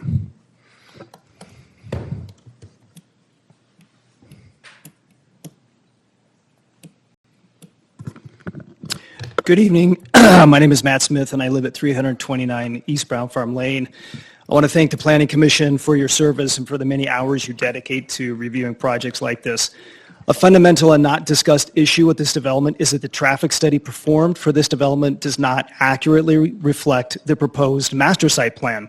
The proposed development will drown the area in traffic. Let me explain. The traffic study does not reflect the master site plan because the traffic study assumed that all properties are general retail, except for the gas station. However, when you look at the sketch, it is clear that the pad properties will actually be drive-throughs, such as banks or fast food restaurants. Importantly, retail and drive-through pads have very different land uses. The moment one pad becomes a drive-through, the traffic study is rendered inaccurate. Getting to the specifics, according to the Institute of Transportation Engineers Trip Generation Manual, a retail store generates 68 trips per day per 1,000 square feet. In contrast, a drive-through establishment generates 468 daily trips per 1,000 square feet. As you can see in that handout that I gave you, that's nearly 7 times the traffic. Again, the reason for this difference is the land use designation, which is an important input in any traffic study. The traffic study for this development assumes that all properties are retail and projects 9,000 trips per day. However, when the correct land uses are applied to the submitted master site plan, the projected traffic increases to almost 16,000 trips per day. Therefore, if the land use assumptions in the traffic study are incorrect, as they are in the related study, the traffic projections will simply be incorrect. So let's talk about the impact to the surrounding intersections. Even at the original projection of 9,000 trips per day, the nearby intersections were already projected to reach the level of service D, which is barely acceptable. It's difficult to believe that those same intersections could maintain a D when the traffic increases to 16,000 trips per day. You may hear that the project has been downsized. You may hear that the city is going to do improvements. Those have already been factored into my numbers. Once again, approving this development and the master plan as is drowns Draper in traffic. For these reasons, I respectfully ask the Planning Commission recommend denying this proposal until first, we require that the types of tenants and establishments being proposed in the development agreement are clearly specified. Second, please require a new traffic impact study that accurately reflects the land use of the proposed master site. Third, and this is the most important, don't take my word for it, require a city-funded independent peer review of the traffic study by another engineering firm, one not funded by the developer, and make the results transparent to Draper residents. I believe that we all share the same goal, responsible development that supports economic growth while protecting the quality of life and mobility for Draper citizens. Thanks. Thank you. Where is next? You guys are so polite. Feel free to just start queuing up here. Right? That'll help. Hi there. Hi, my name's Lee Halliday, and I live, I'm actually not on your map, I am right here, 266 East Concord Farm. Mary, I think I share some of your concerns. I think the lighting is definitely too bright. I'm not necessarily opposed to the project at all, but I think there's things to make it better. And I think, like you said, no matter what you do, you're going to have lights coming in, so I think we can turn that down. As for people stealing their Cokes, they can move them inside. I don't really care. They don't need to have 60, foot candles of light underneath the gas station, which I could probably see from my house right about there. The other concerns I have are what are the other restricted businesses in some of these anchor tenants? Those are just some concerns that I may have. I know we saw a couple things, it was like car, like repair and some other things, but are there some other things to maybe consider keeping that out? The two more things, the detention basin that is over here, I know it's been talked about. It's ironic that, Draper City doesn't want any planting in there, so it's kind of, what's good for thee is not necessarily good for me. So with that being said, I think you guys should require yourselves to put your own trees in and make sure it's to the same standards that we actually see back over here. Lastly, when my neighborhood was developed, I know that we had to put in some, pretty hefty landscaping, like 3-inch caliper trees along 300. I think that some of the stuff that's been proposed is actually a little bit smaller in size, and I think we've talked about that. And I also think it'd probably be best to probably have some of that actually put in, maybe prior to construction or in the very beginning. So those are some of my concerns. Thank you. Thank you.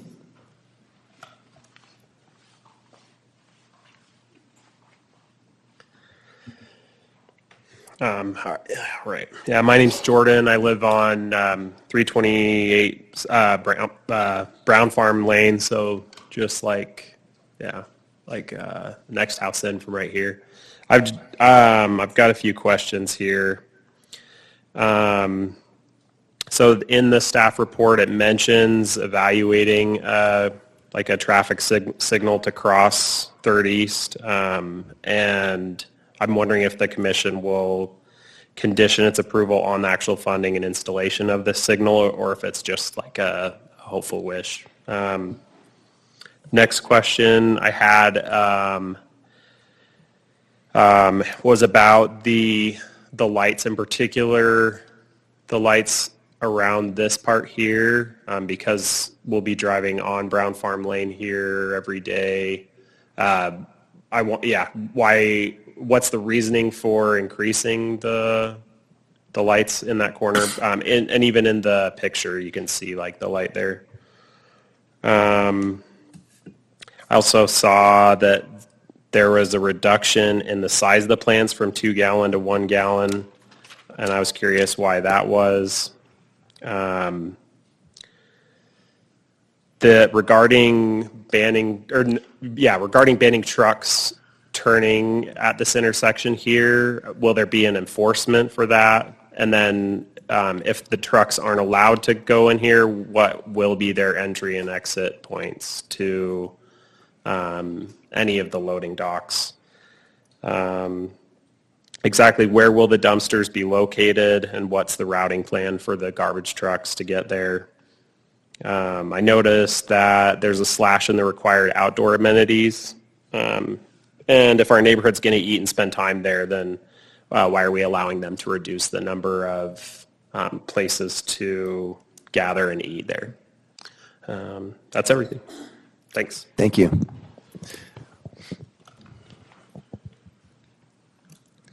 All right. I live Trent Jarman. Oh, can you go back? Back to the original one. Trent Jarman, 314 East Brown Farm Lane. The original picture. Can you go back? Yeah. There we go. Oh, that one? there we go. Okay. Yep. So I'm right here. And guess what I get? I get all the trucks that come in, backing up. I was told that they're going to be coming through here. They have to come around. Unless you're Mario Andretti, you're going to be coming into this area, backing up. So we get to listen to that all day. Also, Smith's will be the tenant. If you go behind the existing Smith's, they have minimal trees because trees die. They don't replace them. So are they going to be replaced if they die? As Rosemary said, we did ask the developer to do all evergreens instead of a mix because in the winter, you're not going to have that block from the lights and the sound. If you go to the existing Smiths, you won't be able to get a semi through here.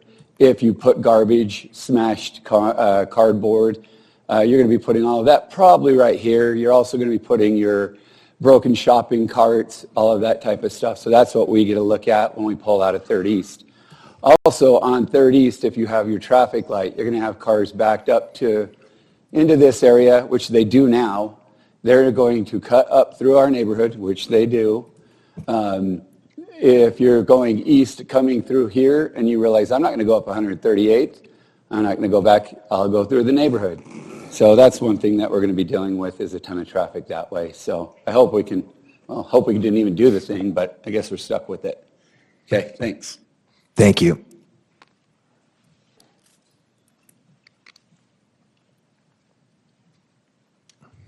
My name's Talon Wardle, owner of 289 East, 138 South, right there on the corner.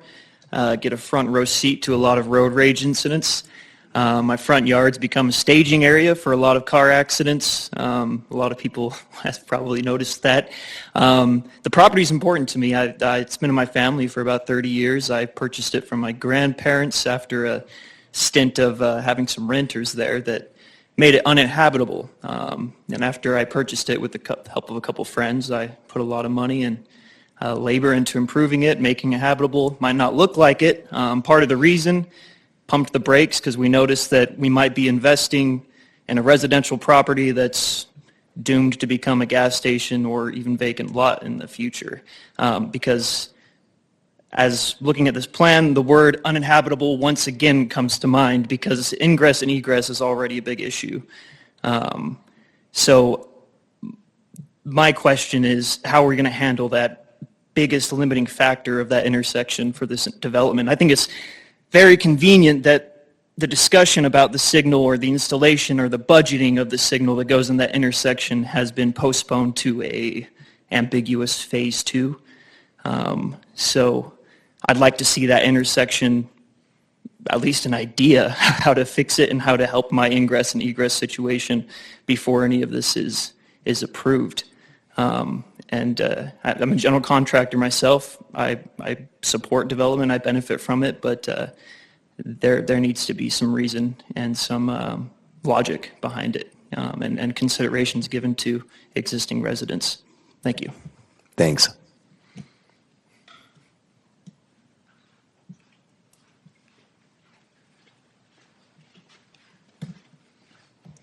Hi. Hello, my name is Kayla Kilsmeyer. I live at 259 East, 13800 South with my dad. He's actually the owner, so it's this house right here where we already get all this lights and even the traffic light right here. It shines into my backyard all the time.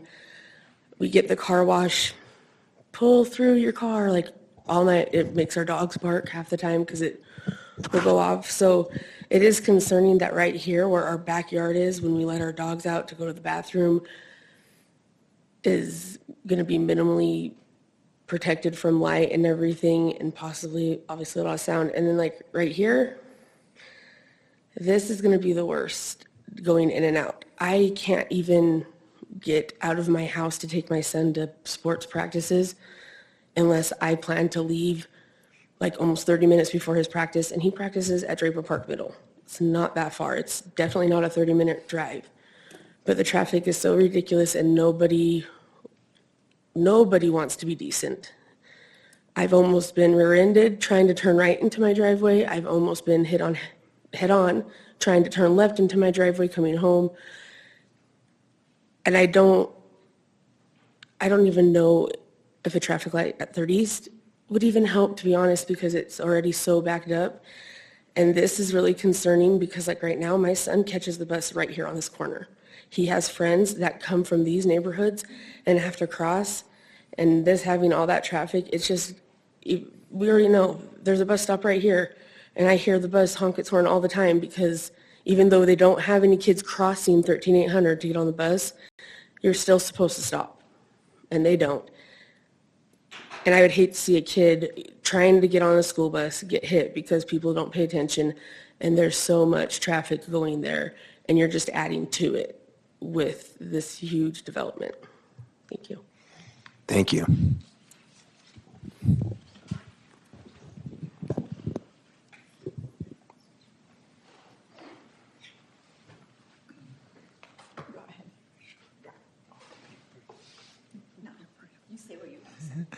Hello. I appreciate your time here, hearing us, all of us. I want to just... Can you please state your name for the record? Oh, sure. Gus Bernardo at 13608 South Shore Lane. Thanks. I just want to thank board member Mary Squire that what you mentioned about this area right here for the residents over here. It needs more consideration with trees and more protections, as you said we have seen on 300 East. So we need to protect the residents that live in this area. They're going to be affected.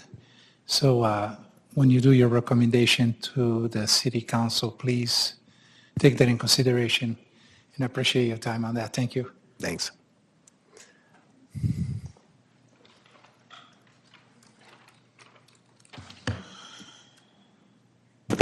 My name is Christina Kessler Day. I live at 448 Brown Farm Lane.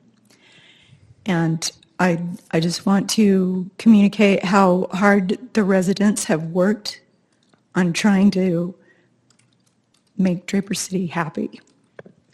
And I want to express gratitude to Rosemary Thomas and Matt Smith, and also David York for the hours of work and research that they have put into trying to help our community.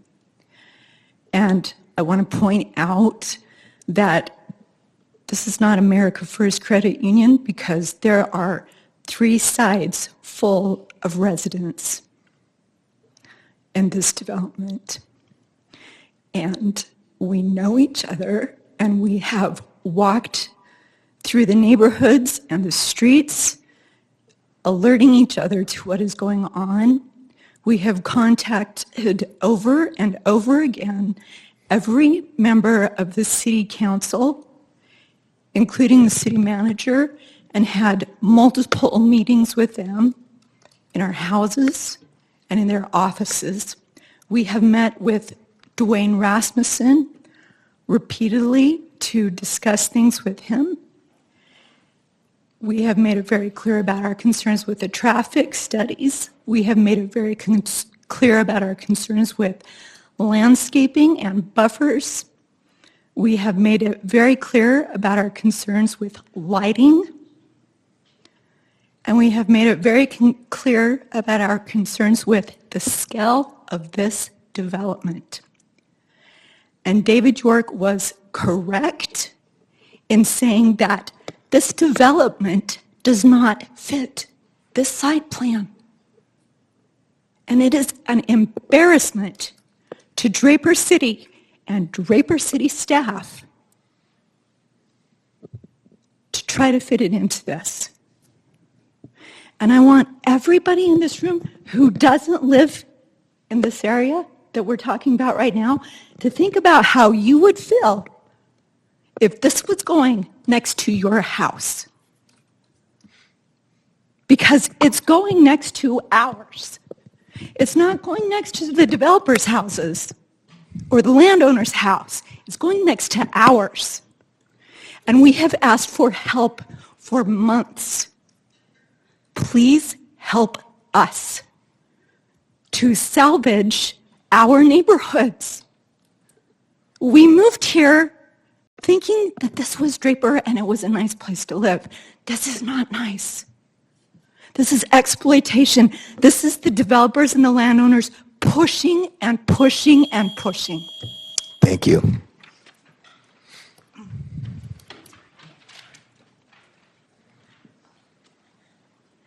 My name is Mindy York, and I live at 438 East Morning Ridge Circle, and I am reading the last paragraph of a very well-written presentation that wasn't having enough time.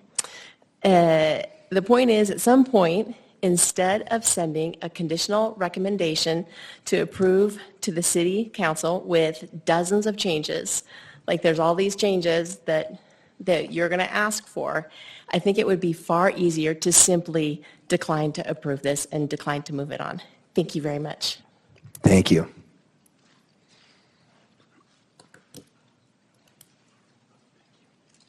All right, anyone else? Hi. My name's Kenzie. I live at 189 East, 13560 South. Kenzie, can you give us your last name too, please? Kenzie Simons. Thanks. Just kind of over in this area. And I will apologize, I'm not very articulate in this verbiage. But I also am concerned about the traffic on 300 East. I already have a difficult time turning left off of my lane, which I do 9 out of 10 times for kids' activities and school. And I worry about how long it will actually take to turn left with thousands of more cars. Another issue I want to mention, I know you said not to repeat, but there is something to add to it. The crosswalk by my house at Stokes Avenue and 300 East, I use that almost every day. My kids use it.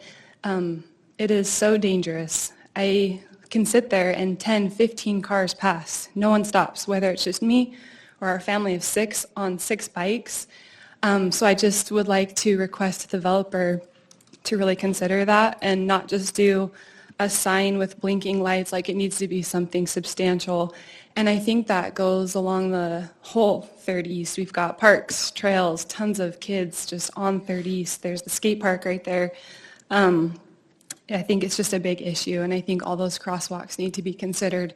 I think this road has a big issue with crosswalks.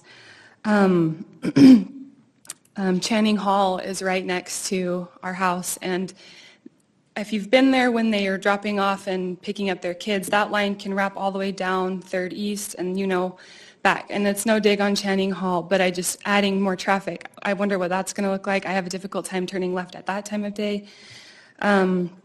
And let's see, I think that might be it, but I just worry about the safety in that area. Thanks for your time. Thank you.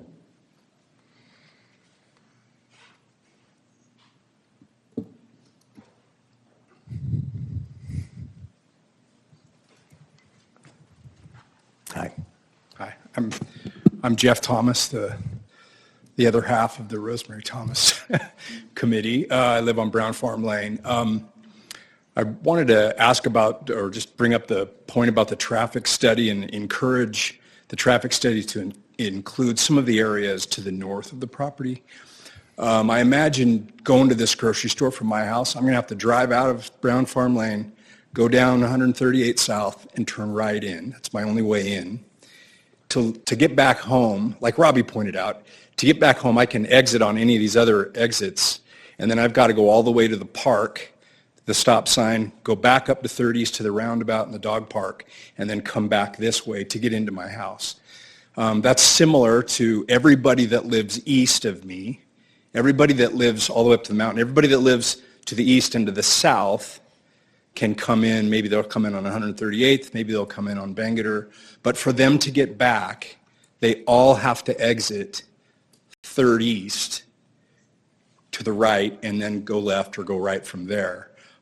There's no other way to get home. So there's a lot of traffic that's going to be flowing out of 3rd East, and there's a lot of traffic that's going to be working around that park. So I would encourage the traffic study to include some of that, just because of this is so constrained. If those in fact are right in, right out exit or entry points on 3rd East and 138th, which I know that was written, but it's not indicated here to be enforced in any way. Thanks. Awesome, thanks. Shauna Fuller, 13843 Ranch Circle. Another thing about the traffic that hasn't been mentioned is it seems increasingly that 3rd East is being used as a artery for I-15 when there's crashes, and it seems like it's getting more and more frequent. And even without that happening, if you try to drive at 4 o'clock westbound 138 to go to I-15, I used to be able to get 5-7 minutes, and now it's 20 minutes at least because of how many cars are already on the freeway or on those arteries at that time. Thanks. Thank you.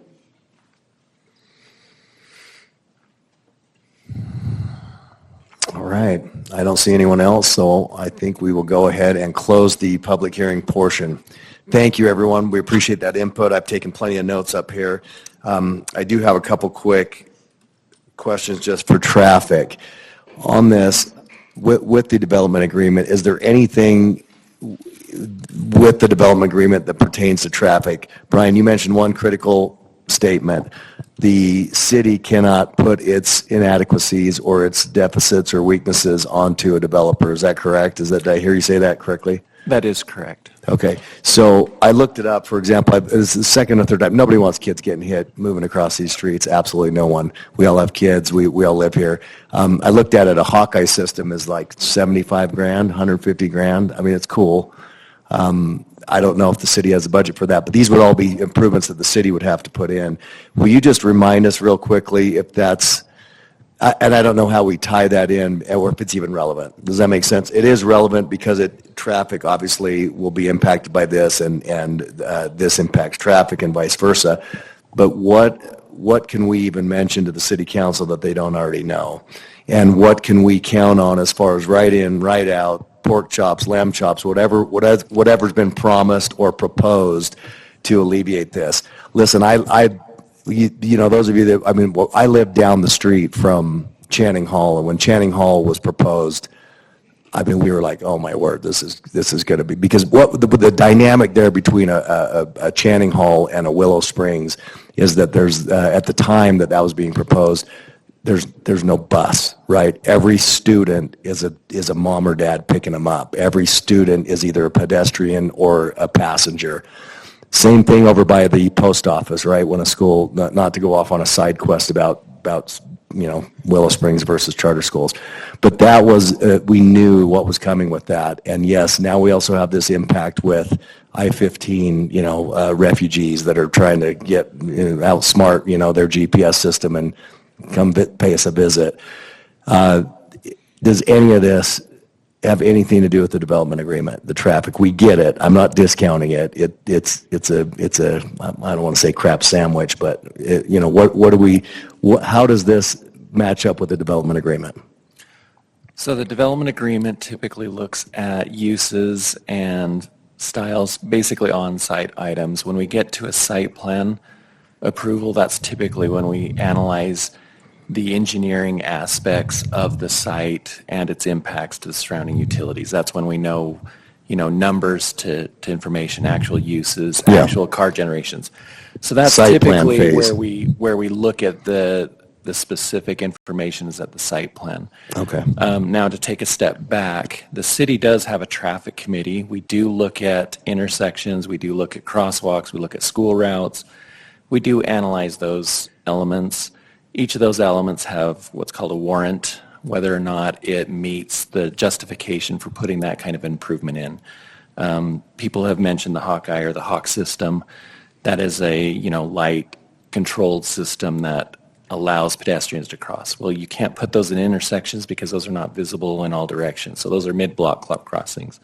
Mid-block crossings can impact traffic flow. So there's a lot of issues that you need to analyze with that. So as it relates to pedestrians on 3rd East, the city will be looking at that. We are looking at that. We have looked at that in the past. We are always concerned with unsafe crossings. We don't like to see those. We like to make sure that those are adequately addressed with the traffic committee, and that's something that I've made some notes to take to traffic committee. As it relates to the overall trip generation of the project, we have analyzed the connection points and the turning movements and what we could generally see here. And having the right in, right out is the best movement for traffic as it considers the traffic volumes that we already have.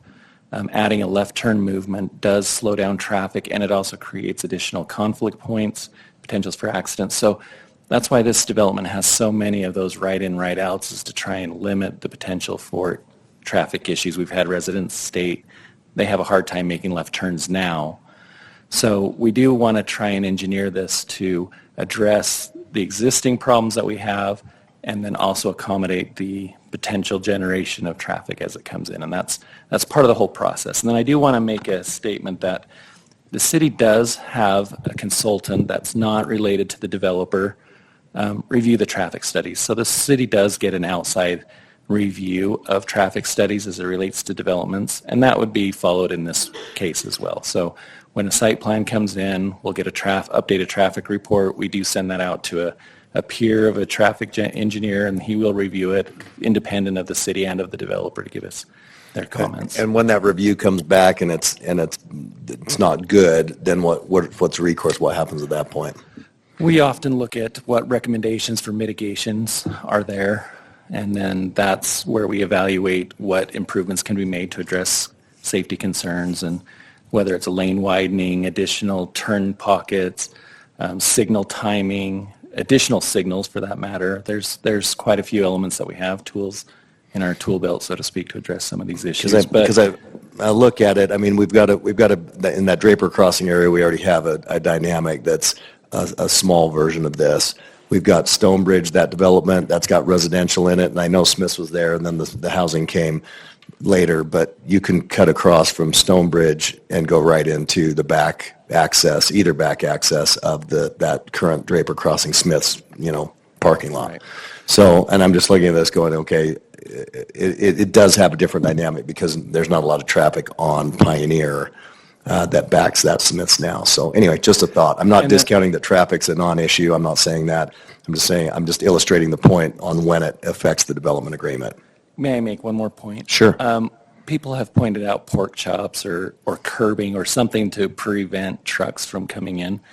The city does have a concern because we do want to allow fire trucks to come in, and those are typically the same size as delivery trucks, and so we don't want to limit emergency access to developments, and so that's typically why we try to limit the use of pork chops, but we are going to have signage and striping, and enforcement is done through police and through other elements to make sure that traffic regulations are followed. But we do try and provide an access where emergency vehicles can come in at any point. Great. Are pork chops those signs that have the bar hanging from chain? Pork chops are typically the curbing that you have in the middle of the drive approach to prevent a vehicle from crossing in a direction that you don't want it to go. That's right. Okay, so what about those signs that they have the pipe, it swings on a chain, but it's a height restriction? Unfortunately, our fire trucks do require 13 feet of clearance too, and that's pretty close to the same as a delivery truck. There's no left turn into that same entrance though, correct? I don't understand which entrance you're talking about. That 3rd East. Correct. Right now, only it would be a ride in, ride out only at this point. Yeah. It's going to be a problem. I'll just tell you right now. I watch people make U-turns in front of Harmon's all day long, right in front of the no U-turn sign, because they would rather. So and there is a divider there as you go back a little bit further. Is that what you're talking about? They go to the end of the divider and just make a turn. Yeah. Okay, well, again, traffic noted, and that's when that's going to go. And do you want to? Should we get the applicant back up, or do you want to? Sure. I just want to talk to the commissioners here about the different issues I've not identified, and if we want to include them in a motion. So let's wait. Yeah. Why don't we bring them up and then we can deliberate? Is that fair? Okay. Can I ask staff a couple more questions? Why is the Hawkeye, or whatever it's called, in the development agreement if it's not something that the developer is responsible for? The developer provided that language as an avenue to try and address the concerns of residents. And that's one of the sections that the city has requested some additional clarification language to show that it is the city that is responsible to study and analyze and determine if and when that system would go in and where it would go in and how it would be set up. So the proposed location of this would be right at the Somewhere entrance on of Brown 30th. Farm or even further down? I think it's ambiguous at this See, point. it is interesting what Brian brought up. So you could have somebody trying to cross there at 4:30, which is their right, and then it puts complete screech to traffic, that through traffic, and then that could happen repeatedly as it is their right, but then that system goes in. But I was looking at more the fundamental of, can that, just like we do impact fees, is it unjust and then say, hey, as part of this, how do I put this? We're not allowed to do it, but we're asking you in a development agreement where you're giving, taking, whatever, can we just ask the developer to put that in? I mean- And that because they've kind of offered, so. I would. Because that's an expensive system, and yes, the city would probably need help with that. If they could afford to do it, we would already have one in. And if I recall, at the first meeting, there was some agreement, not official, Not but there agreement, was but it was- indication of agreement. It's been brought up twice now, and Yeah. so I've looked into it. It's a cool system, and Yeah. so, and it is referenced by name in that, Right. like you mentioned. So again, just some other things that the developer can consider as far as, but that one is not going on my list. No, That's it's not a fine. prior, that, I mean, it is, I don't know. I do have another question about screening trees. All right, go ahead.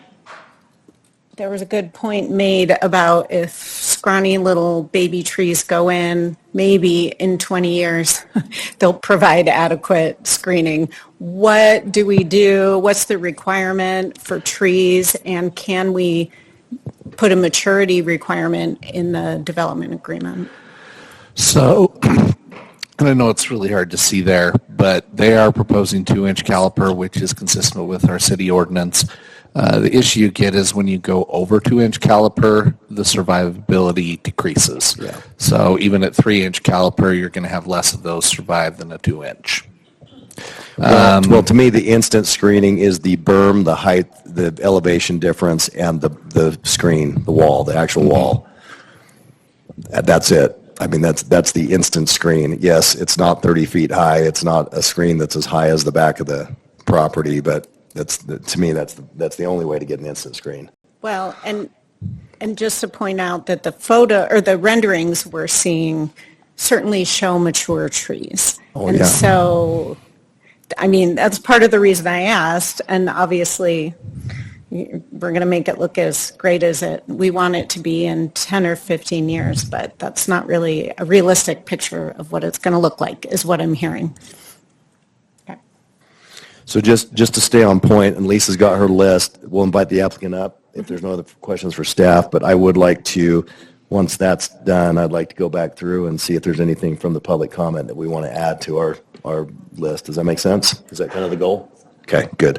All right, is the applicant, yep, you're still here, great, come on down. And then you heard what was said. Is there anything you want to answer and add to that? Well, probably a few things. Let's address the hawk signal since that's the thing we talked about most currently.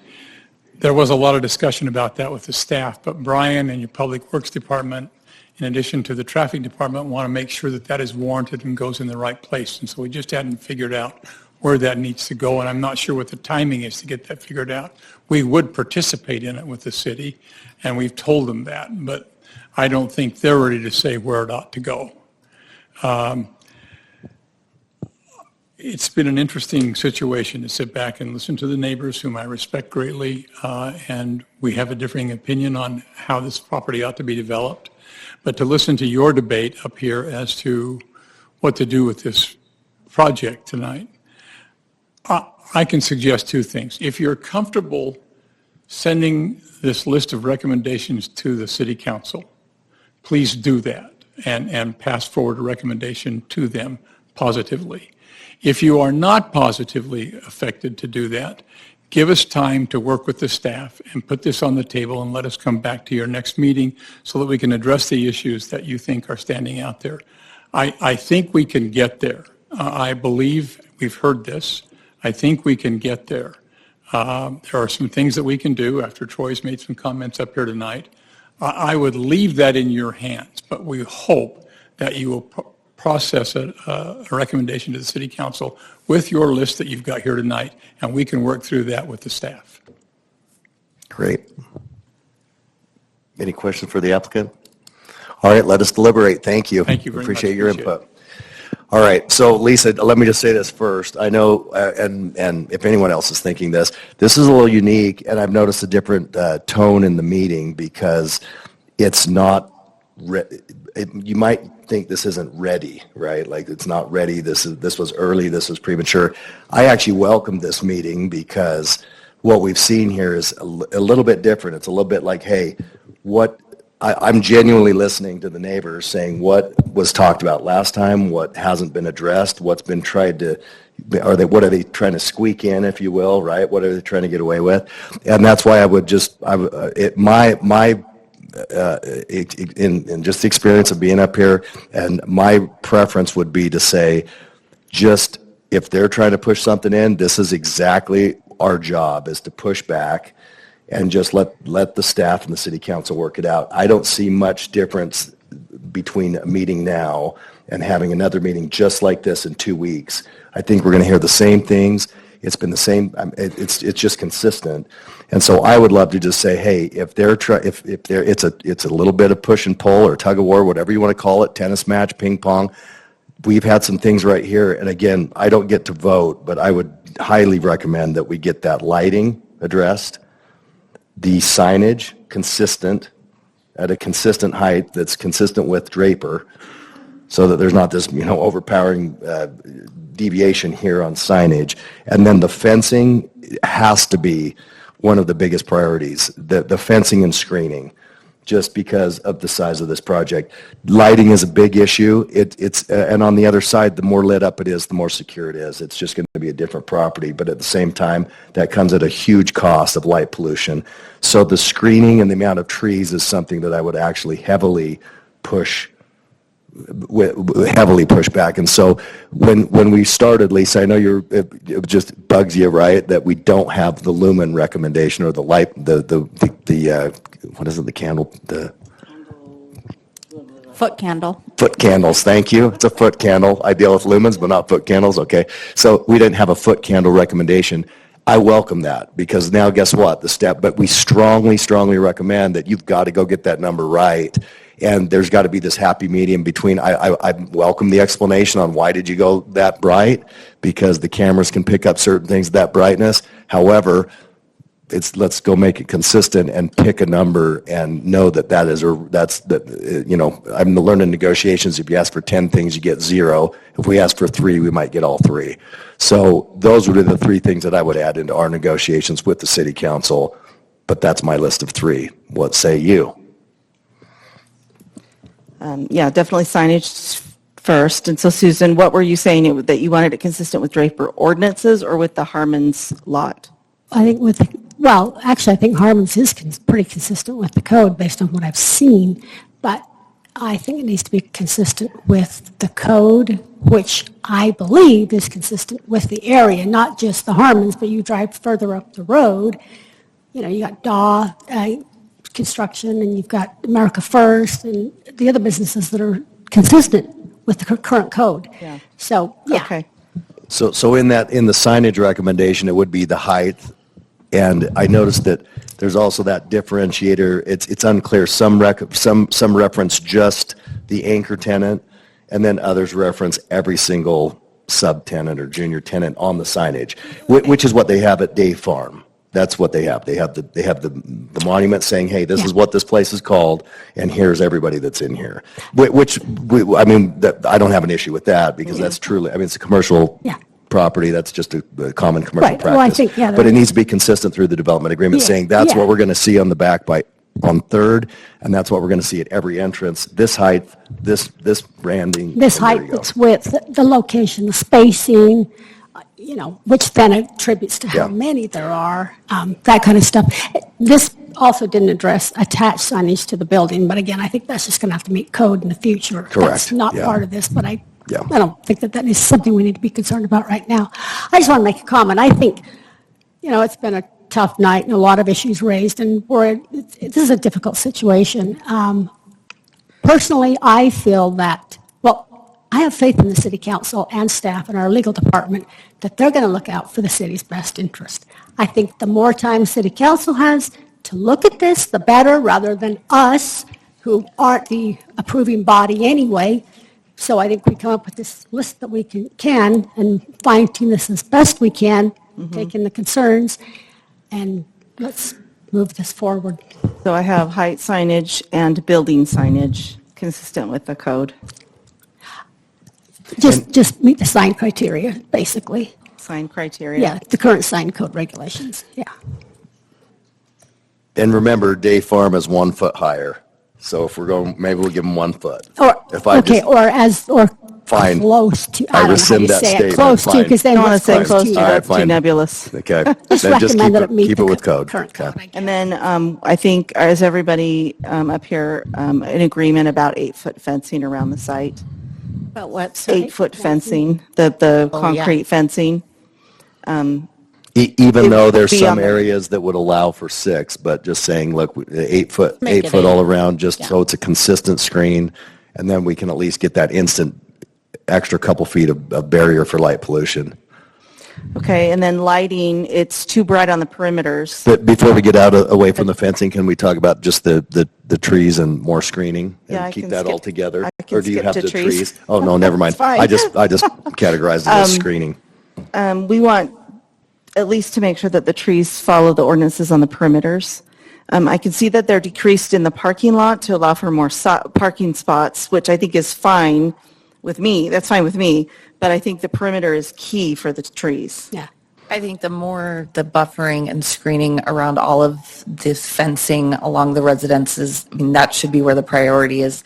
And it should all look as much as possible like the renderings we saw on 300 East. So if we look Agree. at this picture, you can see on, someone commented that they wanted trees on both sides of the retention pond, the retention ponds. Is I don't that- think we can get overly specific because there's issues with drainage and we don't want to compromise anything there. Okay. But I think to the extent that we're making a recommendation, which is all we can do at this point, the recommendation should be, I think we've all agreed that what's being done on 300 East is ideal for this very difficult situation. Right.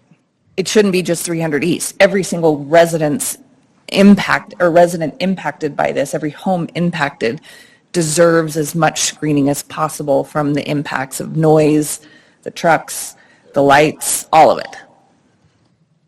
Yeah, and I think that's just a hard position that's a big one to us. It's just the screening, the fencing and the That screening. needs to be the absolute utmost priority. And I would agree with what you said, Lisa, that to the extent there's trees taken away from the parking lot, fine.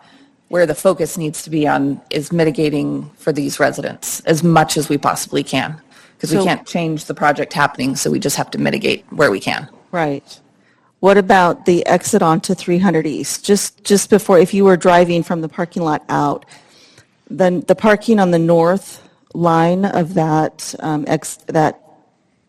little road there, I don't know, it's on the north side of the building. There's parking on both sides of that exit. One of the public suggested removing the very north parking.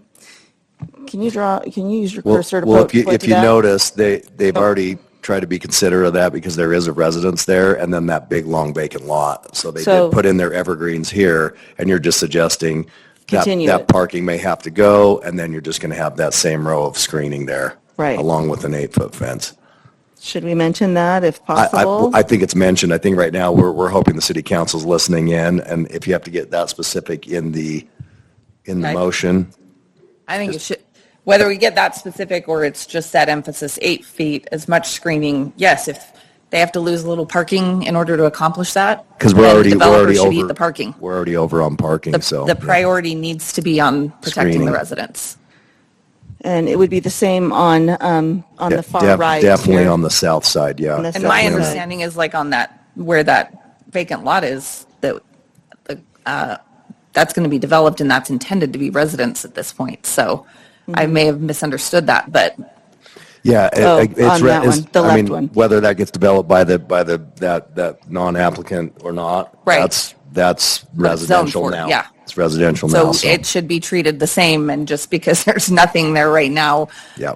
shouldn't be like a free pass for the developer, in my opinion. Do we want to get a specific to recommend evergreen trees mixed in so that there is wintertime I think we screening? should. The only problem with that is evergreens take a lot more space. They are a lot wider. And they, And yeah. nothing- So they don't usually nothing fit in a grows underneath 10-foot them. landscape. Yeah. You'll end up ripping them out. So usually they're 20, 25 feet. That's the only problem with that. They grow out of their allotted space into the parking, and then they are or the just road. a lot wider in width, evergreens are, than deciduous or whatever. So that's the only difficulty with requiring It's the evergreen. reason we don't see them on plans. We just don't see That our is right. Unless landscape you usually have architects 20, throwing 25 feet. in It's- evergreens all over. You're going to end up ripping them out. Okay, we won't. So I don't know how you handle that. That one, I think just needs to be left to the engineers and the science of the arborists and figuring out, because yes, evergreens, it does at first blush just make more sense because it's a year-round screen and, of course. And that's what you like about Third is that it's staggered, right? They're going with deciduous and evergreen. And excessive. Yes, excessive screening. Lisa, maybe include a 35-foot maximum height, even though we talked about it and I think we need to include that. Building one of my elevations, I've got suggestions. that, 35 feet max. And then boundary line overlaps need to be resolved. Boundary line issues must be resolved before building? Yeah. Okay. And then I just a That's blanket- already in the I think it things might- by yeah, the I think it might staff. be in there. what was that? That one's already noted by staff. Oh, it is the noted? boundary I think line, it yeah. might be in that Exhibit A, if I remember correctly, but I may be mistaken. Is that in there, staff? If you want to go to your recommendations Yes, on, however, I think we discovered another one tonight, so that it would cover both. I'll just mention it then. Okay. What about the outdoor space reduction, No, the amenity. the amenity? I don't really care about that. I'm Any- okay do with you the guys? proposal as it is. Initially, I was concerned, but the more I look at it, I'm okay with it as it is. Mary, do you want to add something Um, about it?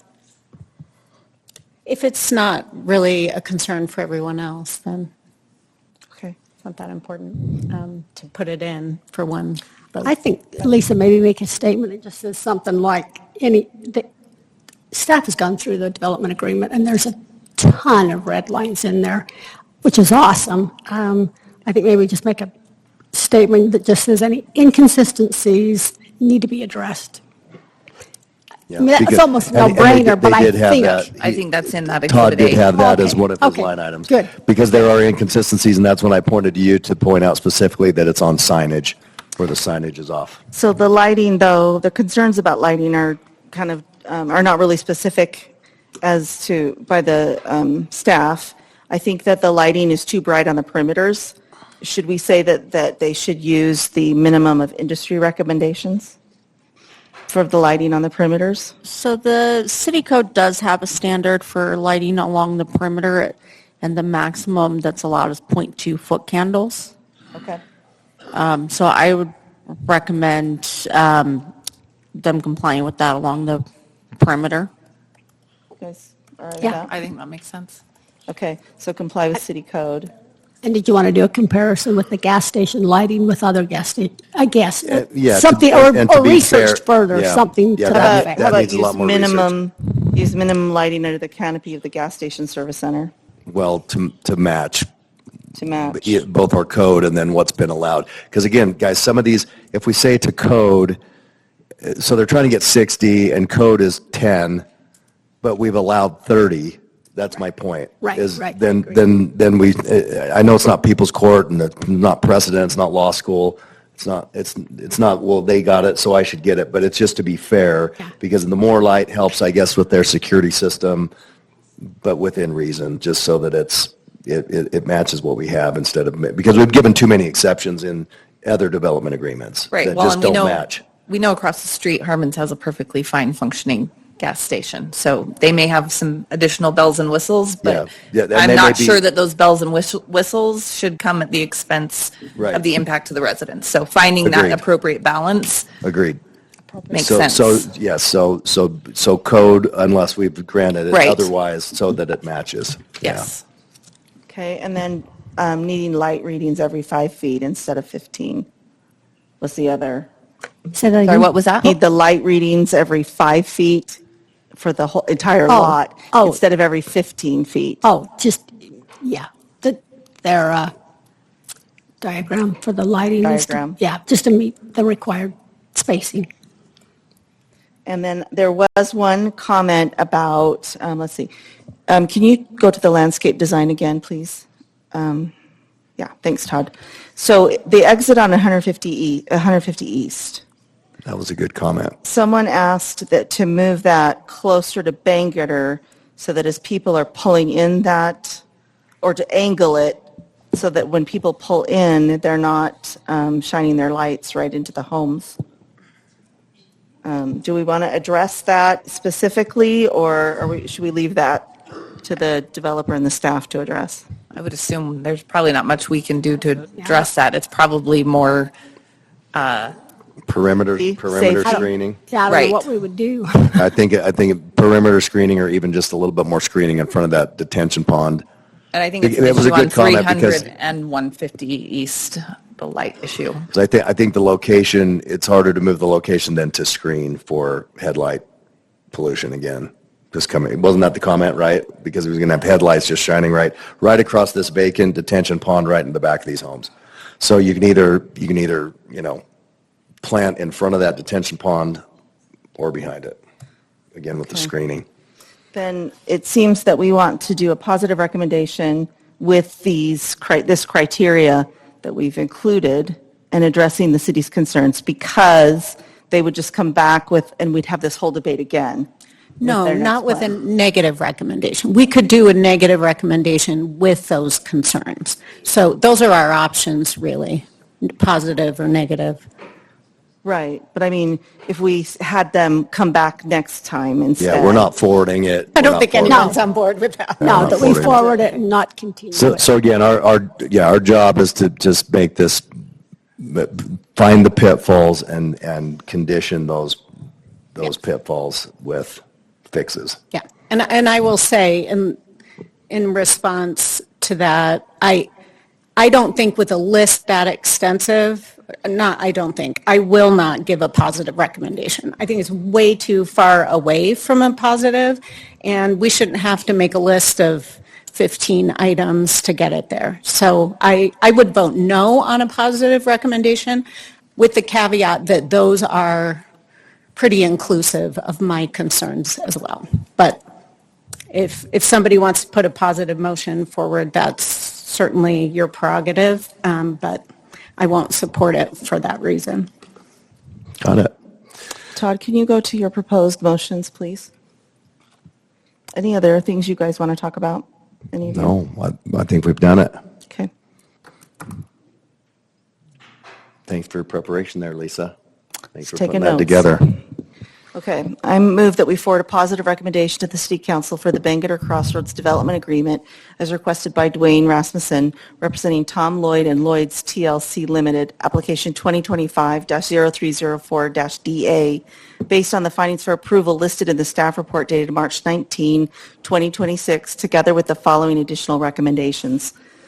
That all noted concerns and changes identified by the city staff as outlined in the staff report, including but not limited to those included with Exhibits A and G of the staff report, be addressed and be included in the development agreement that is approved by the City Council.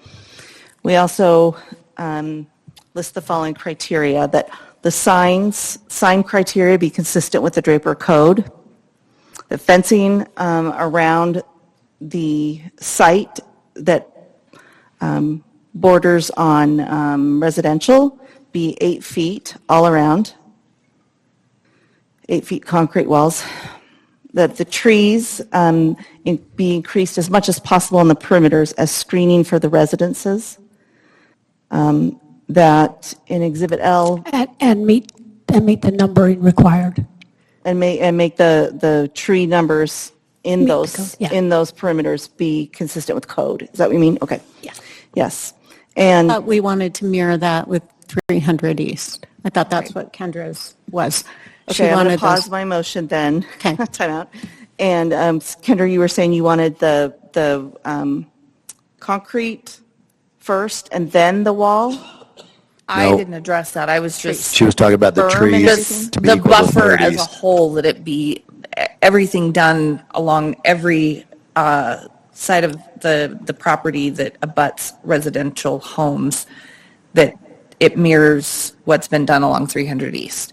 Whatever is involved to create those buffers, but the idea would be to maximize the buffer using some of the tools implemented along 300 East, any of those that might be possible, to maximize that buffer along each of those areas that abut the residences. So I'm going to start again with the trees idea, that the trees be increased to comply with city code on the perimeters as screening for the residences, the residential neighborhoods, and be designed to mirror or be consistent with what is they've proposed along 300 East. And I would just add that I don't think it has to be just a code if they want to put more trees. Within but reason? Yes, just whatever it is. I would drop the code piece out and just put just the, to match maximize. 300 East, because I promise you 300 East is well above code. Right. It's at least double code. comply with code, but to mirror the buffers on 300 East as much as possible. Then we want to propose that in Exhibit L, for example, they remove the parking spaces on the north side of the main tenant and replace them with trees if possible, and then also really work hard on the south side that buffers those residences. We also request that lighting, or insist that lighting is too bright on the perimeters. It needs to comply with city code. And we want them to use the minimum lighting under the canopy of the gas service center in compliance with code and matching nearby service centers. Also on their lighting diagram, they need to have light readings every 5 feet. Building elevations should have a max of 35 feet. And all boundary issues must be resolved before building starts. Did you do signs? I'm sorry, I think that was first. Okay. I had this thought, so. I did it. 10 minutes ago. I think I covered them. Too much to keep track of. I'm done. Perfect. Thanks, Lisa. Thanks for that motion. Was that a 10-minute motion? I don't know, That's pretty something like good. that. And thanks to all the contributors there, too, to that motion. Who will second it? I'll second. Thanks. So Susan's going to second Lisa's motion. Let's go ahead and put this to a vote. This is for a positive recommendation as proposed. Lisa, how do you vote? Yes. Susan? Yes. Laura? Yes. Mary? No. Kendra? Yes. Okay, that'll move forward with a positive recommendation, just as the other, and that will be on Tuesday night, so watch your calendar. Staff, you got a ton of work and research to do, so good luck with the developer, and thank you for your attendance. All right, we've got on our agenda, looks like we have other business. Training? Do we? Yes, there's a training. Well, I was going to go over what happened at council on Tuesday, but I might just save that for next meeting. That'll be great. Why don't you Yeah. postpone that? It'll be, if we're really worried about it, we'll call you in the meantime, but. All right, seeing no other business on the agenda, I move we adjourn. agreed, adjourned. I'll second.